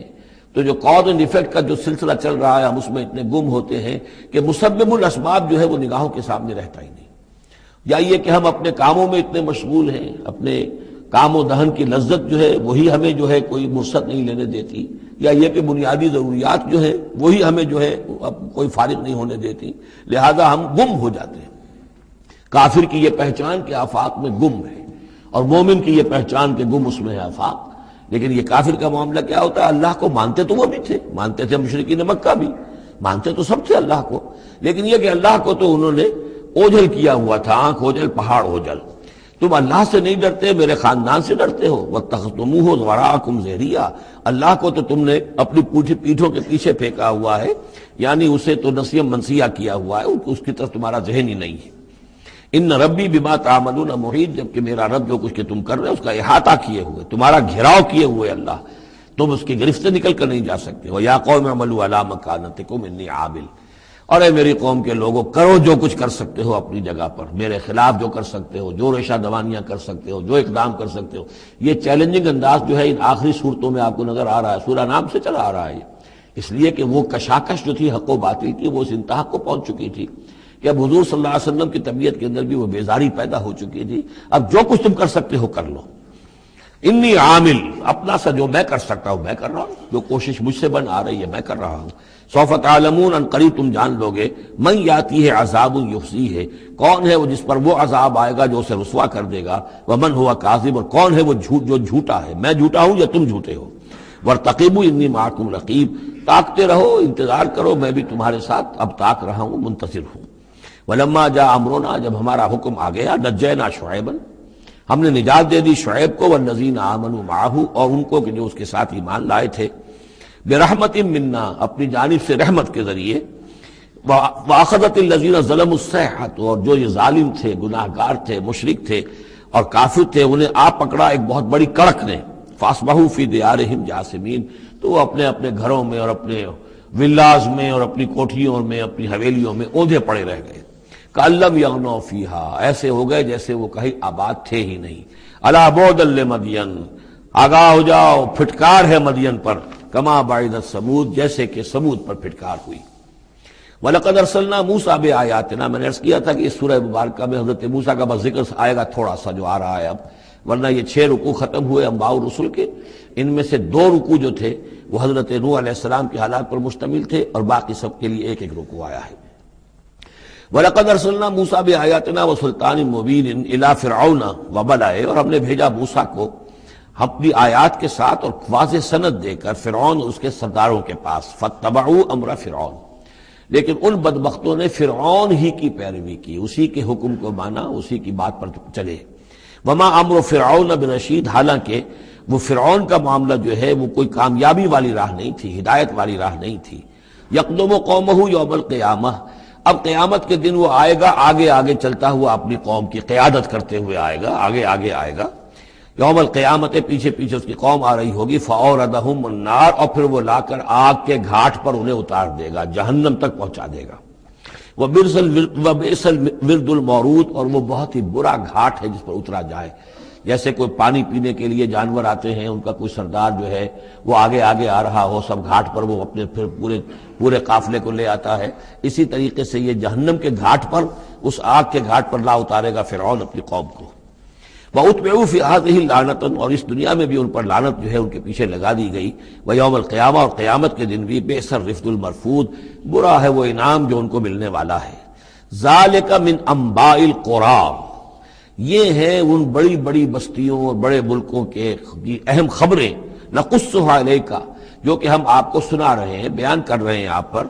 منہا قائم و حسید، ان میں سے ایسی بھی ہیں جو ابھی قائم ہیں، موجود ہیں، اور ایسی بھی ہیں کہ جو بالکل ختم ہو گئی، معدوم ہو گئی۔ حسید کا لفظ اصل میں آتا ہے کھیتی کے لیے، جبکہ فصل کاٹ دی جائے، فصل کٹ گئی ہو تو جو منظر نظر آتا ہے وہاں پر جو ویرانی ہوتی ہے۔ تو بعض مقامات تو ایسے ہیں جہاں یہ قوم آباد تھی تو اب ان کا نام و نشان تک نہیں رہا، جیسے کہ قوم عاد کہاں تھی، اب ان کا نام و نشان نہیں، اگرچہ ابھی حال ہی میں سیٹلائٹ کے ذریعے سے ان کا جو شہر ہے اور شداد کی جو جنت تھی اس کے آثار مل گئے ہیں، لیکن یہ کہ وہ زیر زمین ہے، سطح زمین کے اوپر ان کا کوئی نام و نشان نہیں۔ لیکن یہ کہ جیسے سمود کے مسکن جو ہے وہ بھی موجود ہیں، منہا قائم و حسید، وما ظلمناہم ولکن ظلموا انفسہم، اور ہم نے ان پر کوئی ظلم نہیں کیا، انہوں نے اپنی جانوں پر خود ظلم اٹھایا۔ فما اغنت عنہم آلہتہم التی یدعون من دون اللہ،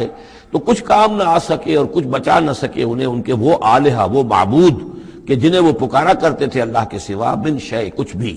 لما جاء امر ربک، جب تیرے رب کا حکم آ گیا، وما زادوہم غیر تتبیب، اور انہوں نے کچھ اضافہ نہیں کیا ان کے حق میں مگر تباہی اور بربادی کا۔ وَكَذَلِكَ أَخْذُ رَبِّكَ إِذَا أَخَذَ الْقُرَىٰ، اور ایسے ہی ہوتی ہے پکڑ آپ کے رب کی اے نبی جب وہ پکڑتا ہے بستیوں کو، وَهِيَ ظَالِمَةٌ، جبکہ وہ ظالم ہوتی ہیں، گناہ گار ہوتی ہیں، ان میں گناہ کا اور معصیت کا عام چلن ہو جاتا ہے۔ إِنَّ أَخْذَهُ عَلِيمٌ شدید، یقیناً اس کی پکڑ جو ہے وہ بڑی دردناک بھی ہے، بڑی سخت ہے، جیسے کہ آخری پارے میں إِنَّ بَطْشَ رَبِّكَ لَشَدِيدٌ ان فی ذلک لآیۃ لمن خاف عذاب الآخرہ، یقیناً اس میں نشانی ہے ان کے لیے کہ جو آخرت کے عذاب سے ڈرتے ہوں۔ ذالک یوم مجموع لہ الناس، وہ دن ہے کہ جس کے لیے لوگوں کو لامحالہ جمع کیا جائے گا۔ وذالک یوم مشہود، اور وہ دن ہے پیشی کا، سب کو پیش ہونا ہے۔ وما نؤخرہ الی اجل معدود، اور ہم اسے ایک وقت معین تک کے لیے مؤخر کیے ہوئے ہیں، ایک وقت معین ہے اس کا، معدود ہے، گنتی کی گئی ہے اس کی، یہ نہیں ہے کہ کبھی نہیں آئے گا، آئے گا وہ دن۔ یوم یاتی، جس دن جب کہ وہ دن آ جائے گا، لا تکلم نفس الا باذنہ، کوئی ذی نفس زبان نہیں کھول سکے گا مگر اللہ کے اذن سے۔ فمنہم شقی و سعید، تو انسانوں میں سے شقی بھی ہوں گے، بدبخت بھی ہوں گے، سعید بھی ہوں گے، نیک بخت ہوں گے۔ فاما الذین شقوا، تو وہ لوگ کہ جو بدبخت ہیں، ففی النار لہم فیہا زفیر و شہیق، وہ آگ میں ہوں گے جس میں ان کو وہاں چیخنا چلانا ہے، دھارنا ہے اپنے درد سے، کرب سے۔ خالدین فیہا، اس میں وہ ہمیشہ ہمیش رہیں گے، ما دامت السماوات والارض، جب تک کہ رہے آسمان اور زمین، الا ما شاء ربک، سوائے اس کے کہ جو چاہے تیرا رب۔ یہ ذرا مشکلات القرآن میں سے یہ مقام ہے، یہ واحد مقام ہے کہ جہاں خالدین فیہا ابدا یا خالدین فیہا، اس میں کچھ استثناءات بھی آئی ہیں کہ کب تک یہ رہے گا، جہنم کب تک رہے گی، ما دامت السماوات والارض، جب تک آسمان اور زمین رہیں۔ اب اس سے مراد ابدیت بھی ہو سکتی ہے، اور اس میں کوئی اشارہ بھی ہو سکتا ہے کہ شاید کبھی کوئی وقت آئے کہ یہ جو آسمان اور زمین کی ایک تخلیق اللہ نے کی ہے، یہ ایک خاص اس کا نظام ہے، ایک وقت میں آ کر یہ نظام بدل جائے، پھر کوئی اور آسمان کوئی اور زمین تخلیق فرمائے۔ بہرحال اس وقت تک جب تک کہ یہ آسمان اور زمین باقی رہیں گے تو یہ جو جہنمی لوگ جو ہیں وہ جہنم میں رہیں گے۔ اس میں بھی ایک استثناء، الا ما شاء ربک، اللہ کا اختیار ہے، اگر کسی کو چاہے اس میں سے نکالنا تو اس کا اختیار مطلق ہے، جیسا کہ ہم نے عرض کیا کہ کئی دفعہ عرض کیا ہے کہ جیسے اہل سنت کے نزدیک اللہ تعالیٰ کے بارے میں ہم یہ نہیں کہہ سکتے کہ وہ اس پر عدل کرنا واجب ہے، لیکن یہ کہ وہ عدل کرے گا، اسی طریقے سے یہ بات کہ اللہ تعالیٰ کا اختیار مطلق ہے، وہ کسی کو چاہے تو نکال لے، لیکن ہم یہ جانتے ہیں کہ کفار کے لیے یہ جہنم جو ہے وہ ابدی ہے، اللہ نکالے گا نہیں، واللہ عالم۔ ان ربک فعال لما یرید، یقیناً آپ کا رب جو ہے جو ارادہ کر لے اس کو کر گزرنے والا ہے۔ واما الذین سعدوا، اور جو لوگ نیک بخت ثابت ہوں گے، ففی الجنۃ خالدین فیہا، اور وہ جنت میں رہیں گے ہمیشہ ہمیش، ما دامت السماوات والارض، جب تک رہے آسمان اور زمین، الا ما شاء ربک، سوائے اس کے کہ جو آپ کا رب چاہے، عطان غیر مجزوز، اور یہ جو بخشش ہے یہ بے انتہا ہوگی، اس کا خاتمہ کبھی نہیں ہوگا۔ یہ اضافی لفظ جنت کے لیے آ رہا ہے کہ جو دوزخ کے لیے نہیں آیا۔ یہ جو ذرا سا باریک باریک فرق ہوتا ہے، پھر اس سے بڑے فلسفیانہ نکتے نکلتے ہیں، اس سے پھر محققین نے، علماء نے جو ہیں پھر بہت سے دلائل استدلال کیے ہیں۔ چنانچہ حافظ ابن تیمیہ رحمہ اللہ اور شیخ ابن عربی دونوں کی ایک رائے ہے جو اہل سنت کا جو عام اجماعی عقیدہ ہے اس سے مختلف ہے۔ اہل سنت کا اجماعی عقیدہ یہ ہے کہ جنت اور دوزخ دونوں ابدی ہیں، ہمیشہ ہمیشہ ہمیشہ ہمیشہ، کوئی اختتام نہیں ہے نہ جنت کا نہ دوزخ کا۔ لیکن امام ابن تیمیہ رحمہ اللہ اور شیخ اکبر جو صوفیاء کے ہیں، شیخ ابن عربی، اگرچہ ان دونوں میں بڑی بود ہے بہت سی چیزوں کے اندر، اور امام ابن تیمیہ جو ہے وہ بہت ہی سخت تنقید کرتے ہیں اور سخت الفاظ استعمال کرتے ہیں شیخ ابن عربی کے لیے، محی الدین ابن عربی، لیکن یہ کہ اس معاملے میں ان دونوں کی رائے ایک ہے، اور وہ یہ ہے کہ جنت تو ابدی ہے، دوزخ ابدی نہیں ہے۔ ایک وقت آئے گا، چاہے وہ ارب سال کے بعد آئے، وہ ابد ہمارے اعتبار سے ابدی ہو، ہمارے اعتبار سے انفائنائٹی ہوگا، لیکن یہ کہ ایک وقت آئے گا کہ جہنم ختم ہو جائے گی۔ یہ ان کی رائے ہے، واللہ اعلم۔ فلا تک فی مریۃ مما یعبد ہؤلاء، تو تمہیں کوئی شک نہ رہے ان چیزوں کے بارے میں جن کو یہ لوگ پوج رہے ہیں۔ ما یعبدون الا کما یعبد آباؤہم، نہیں پوج رہے یہ مگر ایسے ہی جیسے کہ ان کے آباء و اجداد پوجتے رہے ہیں من قبل، اس سے پہلے۔ وَإِنَّا لَمُوَفُّوهُمْ نَصِيبَهُمْ غَيْرَ مَنقُوص، اور ہم انہیں ان کا جو اجر اور ثواب اور ان کا بدلہ ہے، حق ہے، پورا دے دیں گے بغیر کسی کمی کے۔ وَلَقَدْ آتَيْنَا مُوسَى الْكِتَابَ فَاخْتُلِفَ فِيهِ، اور موسیٰ کو ہم نے کتاب دی تھی پھر اس میں اختلافات پیدا کر دیے گئے۔ وَلَوْلَا كَلِمَةٌ سَبَقَتْ مِنْ رَبِّكَ لَقُضِيَ بَيْنَهُمْ، اور اگر نہ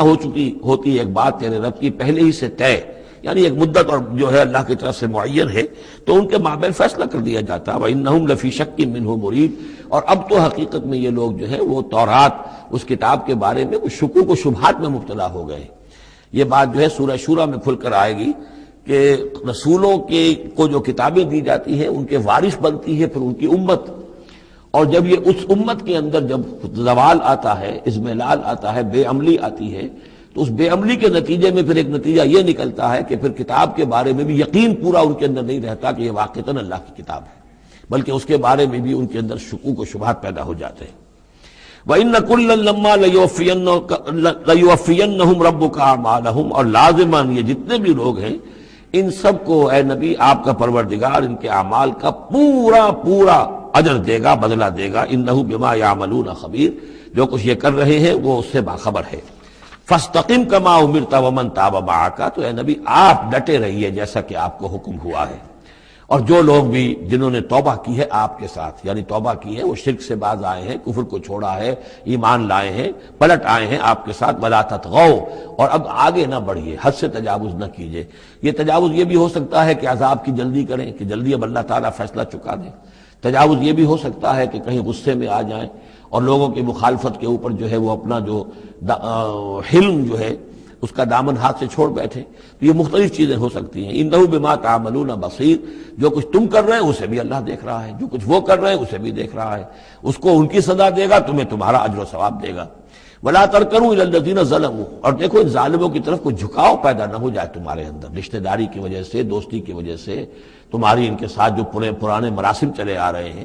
اگر کہیں اس کی وجہ سے تم ان کی طرف جھک جاؤ گے، فتمسکم النار، تو تمہیں بھی آگ پکڑ لے گی۔ وما لکم من دون اللہ من اولیاء، اور پھر تمہیں اللہ سے بچانے والے کوئی حمایتی نہیں ہوں گے، ثم لا تنصرون، پھر تمہاری مدد نہیں کی جائے گی۔ وَأَقِمِ الصَّلَاةَ طَرَفَيَ النَّهَارِ وَزُلَفًا مِنَ اللَّيْلِ، اور اے نبی نماز کو قائم رکھیے۔ اب یہ سارے خطابات آپ دیکھ رہے ہیں کہ بظاہر واحد کے صیغے میں حضور سے ہو رہے ہیں، لیکن یہاں پر خطاب امت سے ہے، مسلمانوں سے ہے، حضور کی وساطت سے اہل ایمان جو ہے وہ مخاطب ہے۔ نماز قائم رکھو، دن کے دونوں طرف، فجر ہے ادھر، مغرب ہے یا عصر ہے، یہ نہار کا دو طرف جو ہے وہ تو فجر اور عصر شمار ہوں گے۔ وَزُلَفًا مِنَ اللَّيْلِ، اور کچھ ٹکڑے رات کے، اب مغرب عشاء کو بھی ہم شمار کر سکتے ہیں رات میں، تو اس طریقے سے یہ مختلف شروع میں جیسے اوقات آئے ہیں تو ان میں ابھی پوری طریقے سے 5 نمازوں کا نظام نہیں تھا، وہ تو سن 11 نبوی میں جبکہ یہ معراج ہوئی ہے اس وقت پھر 5 نمازوں کا نظام آیا ہے، ورنہ پورے مکی دور کے 10 برس بلکہ 10.5 برس تک وہ نمازوں کا نظام ایسا ہی تھا کہ کبھی صبح شام کی بات کہہ دی ہے، صبح شام کرو، اور یا یہ کہ سورہ بنی اسرائیل میں بھی ایک بات آ جائے گی، وہ وہاں پڑھیں گے۔ وَأَقِمِ الصَّلَاةَ طَرَفَيَ النَّهَارِ وَزُلَفًا مِّنَ اللَّيْلِ إِنَّ الْحَسَنَاتِ يُذْهِبْنَ السَّيِّئَاتِ، یقیناً نیکیاں بدیوں کو دور کر دیتی ہیں۔ ذَلِكَ ذِكْرَىٰ لِلذَّاكِرِينَ، اور یہ یاد دہانی ہے یاد رکھنے والوں کے لیے۔ وَاصْبِرْ فَإِنَّ اللَّهَ لَا يُضِيعُ أَجْرَ الْمُحْسِنِينَ، اور صبر کیجئے، اور اللہ تعالیٰ محسنین کا، نیکی کرنے والوں کے صبر کو ضائع نہیں کرتا۔ فَلَوْلَا كَانَ مِنَ الْقُرُونِ مِن قَبْلِكُمْ أُولُو بَقِيَّةٍ، تو کیوں نہ ایسا ہوا کہ ہوتے ان قوموں میں جو تم سے پہلے تھی ایسے اولو بقیہ ہوتے، ایسے حق کے علمبردار ہوتے، ینہون عن الفساد فی الارض، کہ جو لوگوں کو اپنی اپنی قوموں کو روکتے رہتے زمین میں فساد مچانے سے، الا قلیلا ممن انجینا منہم، سوائے اس کے کہ کچھ کم ہوئے، بہت تھوڑے لوگ ہوئے جن میں سے کہ ہم نے بچا لیا۔ یعنی جو لوگ بھی نہیں منکر کرتے رہے، روکتے رہے، بدی سے روکتے رہے، کفر سے روکتے رہے، شرک سے روکتے رہے، ان کے بارے میں بار بار یہ بات آ رہی ہے کہ اللہ تعالیٰ ان کو بچا لیتا ہے۔ وَاتَّبَعَ الَّذِينَ ظَلَمُوا مَا أُتْرِفُوا فِيهِ، اور وہ لوگ کہ جنہوں نے گناہ کی روش اختیار کی، وہ تو انہوں نے پیروی کی اپنی اسی چیزوں کی جس میں کہ ان کو ساز و سامان دیا گیا تھا، عیش جو ان کو دے دیا گیا تھا، کانوا مجرمین وکانوا مجرمین، اور یقیناً وہ مجرم تھے۔ وما كان ربك ليهلك القرى بظلم، اور آپ کا رب بستیوں کو ظلم کے ساتھ ہلاک کرنے والا نہیں ہے کہ بغیر ان کی یعنی خرابی کے اعمال کے، بغیر ان کے جرائم کے ان کو ایسے ہی ہلاک کر دیتا۔ وما كان ربك ليهلك القرى بظلم واهلها مصلحون، جبکہ اس میں بسنے والے لوگ جو ہیں وہ مصلح ہوں، اچھے کردار کے لوگ ہوں، اصلاح کرنے والے ہوں، صالح ہوں۔ وَلَوْ شَاءَ رَبُّكَ لَجَعَلَ النَّاسَ أُمَّةً وَاحِدَةً، اور اگر اللہ چاہتا، آپ کا رب چاہتا تو تمام نوع انسانی کو ایک ہی امت بنا دیتا۔ وَلَا يَزَالُونَ مُخْتَلِفِينَ، لیکن نہیں، یہ اختلاف کرتے ہی رہیں گے۔ انسانوں میں اختلاف ہمیشہ باقی رہے گا، صرف فرق یہ ہے کہ اختلاف کو ایک حد تک رکھا جائے، تفرقہ نہ ہو جائے۔ اختلاف ہے، ایک رائے میری، ایک رائے آپ کی ہے، ٹھیک ہے، آپ کی رائے، آپ کے پاس یہ دلائل ہیں، آپ کا دل اس پر ٹھک گیا ہے، آپ اس پر عمل کیجئے۔ میرے پاس یہ دلیل ہے، میرا دل اس پر ٹھکتا ہے، میں اس حدیث کو زیادہ قوی سمجھتا ہوں، آپ نے اس کو زیادہ جو ہے مضبوط سمجھا ہے، کوئی حرج نہیں۔ میں بھی قرآن و سنت سے استدلال کر رہا ہوں، آپ بھی قرآن و سنت سے استدلال کر رہے ہیں۔ امام ابو حنیفہ نے بھی کیا ہے تو وہیں سے استدلال کیا ہے، امام شافعی نے بھی کیا، تو اختلاف ہے۔ تفرقہ نہ ہو کہ تم اور، من دیگرم تو دیگری، میں اور ہوں تم اور ہو، یہ تفرقہ جو ہے وہ کفر ہے۔ لیکن اختلاف لا یزالون مختلفین، وہ تو یہ ہے کہ گلہائے رنگا رنگ سے ہے رونق چمن، اے ذوق جہاں کو ہے زیب اختلاف سے۔ اختلاف جو ہے مونوٹنی اگر دنیا میں ہو تو طبیعت انسان کی محتاج ہے، یہاں تو یہ کہ رنگا رنگی ہو، تنوع ہو، تو اس سے ہی انسان جو یہاں کی جو زیبائش ہے اور رونقیں ہیں۔ ولا یزالون مختلفین الا من رحم ربک، سوائے اس کے کہ جس پر تیرا رب رحم فرما دے۔ ولذالک خلقہم، اللہ نے بنایا ہی اسی حساب سے ہے ان کو۔ دو افراد کے مزاج ایک نہیں ہے، دو افراد کے انگوٹھوں کی وہ یہ نشان ایک نہیں، لکیریں ایک جیسی نہیں ہیں، دو انسانوں کی شکلیں ایک جیسی نہیں ہیں، یہ تو اللہ تعالیٰ نے بنایا ہے تخلیق کے اندر۔ اب جینز کسی کے کچھ ہیں، کسی کے کچھ ہیں، کسی میں کچھ جو ہے اور اثرات آ رہے ہیں، کسی میں کسی اور طرح کے اثرات آ رہے ہیں۔ الناس کالمعادن، اور یہ تمام انسان بھی معدنیات کی طرح ہیں، تو اس طرح ہی اللہ تعالیٰ نے جو پیدا کیا ہے وہ ایک جیسی شے تو نہیں پیدا کی۔ وَتَمَّتْ كَلِمَةُ رَبِّكَ لَأَمْلَأَنَّ جَهَنَّمَ مِنَ الْجِنَّةِ وَالنَّاسِ أَجْمَعِينَ، اور تیرے رب کی یہ بات پوری ہو کر رہے گی کہ میں پر کر کے رہوں گا جہنم کو جنوں سے اور انسانوں سے، سب سے۔ یعنی اس نے جنت بنائی ہے، اس کو بھی اس نے آباد کرنا ہے اہل حق کے ذریعے سے، جہنم بھی تو بنا رکھی ہے، اس کا ایندھن بھی اسے درکار ہے۔ تو اس دنیا کے اندر جو کفار ہیں، مشرکین ہیں، گناہگار ہیں، جو عیاشیاں کر رہے ہیں، بدماش ہیں اور جو ظالم ہیں، یہ ظاہر بات ہے کہ جہنم کے لیے ایندھن ہے جو اللہ نے فراہم کیا ہے۔ وَكُلًّا نَقُصُّ عَلَيْكَ مِنْ أَنْبَاءِ الرُّسُلِ، اب یہ وہ اصطلاح آ گئی جس کا میں بار بار ذکر کر رہا تھا، انباء الرسل۔ اور یہ سب چیزیں جو ہم بیان کر رہے ہیں محمد آپ پر، یہ رسولوں کی بڑی اہم خبروں میں سے ہیں۔ حضرت نوح، حضرت ہود، حضرت صالح، حضرت لوط، حضرت شعیب، حضرت موسیٰ، یہ حالات جو بیان کر رہے ہیں، من انباء الرسل ما نثبت به فؤادک، اور یہ اس لیے تاکہ اس کے ذریعے سے آپ کے دل کو جما دیں، مضبوطی دیں۔ یعنی جو کچھ آپ پر اور آپ کے ساتھی اہل ایمان پر آج بیت رہی ہے، کوئی نئی بات نہیں ہے، ہمیشہ یہی ہوا ہے۔ ہمارے رسول جب بھی آئے ایسی مخالفت ہوئی ہے، اسی طرح کی انہوں نے مشقتیں جھیلی ہیں۔ حضرت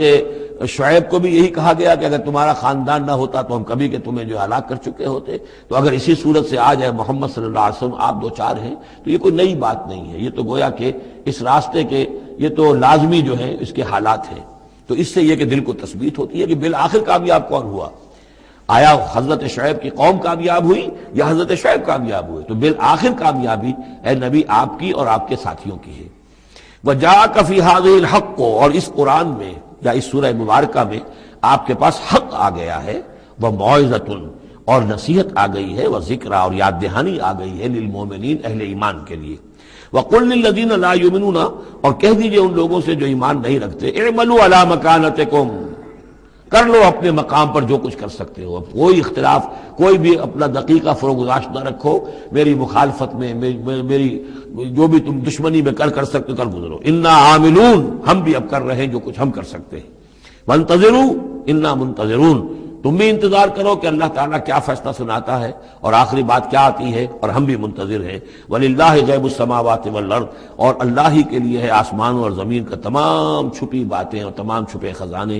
وَإِلَيْهِ يُرْجَعُ الْأَمْرُ كُلُّهُ، اور کل کا کل معاملہ بالآخر اسی کی جانب لوٹا دیا جائے گا۔ فَاعْبُدْهُ، بس اسی کی بندگی اور پرستش کیجئے، وَتَوَكَّلْ عَلَيْهِ، اور اسی پر توکل کیجئے، آپ کا اعتماد اور بھروسہ اسی کی ذات پر ہو۔ وَمَا رَبُّكَ بِغَافِلٍ عَمَّا تَعْمَلُونَ، اور یقیناً آپ کا رب غافل نہیں ہے اس سے کہ جو آپ کر رہے ہیں۔ یہاں اللہ کے فضل و کرم سے سورہ ہود مکمل ہوئی۔ جیسا کہ میں نے عرض کیا تھا کہ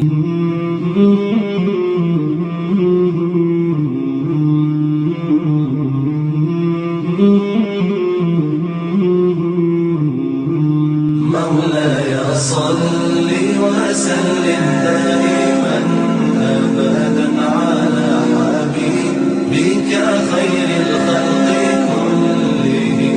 مولاي صل وسلم دائما أبدا على حبيبك خير الخلق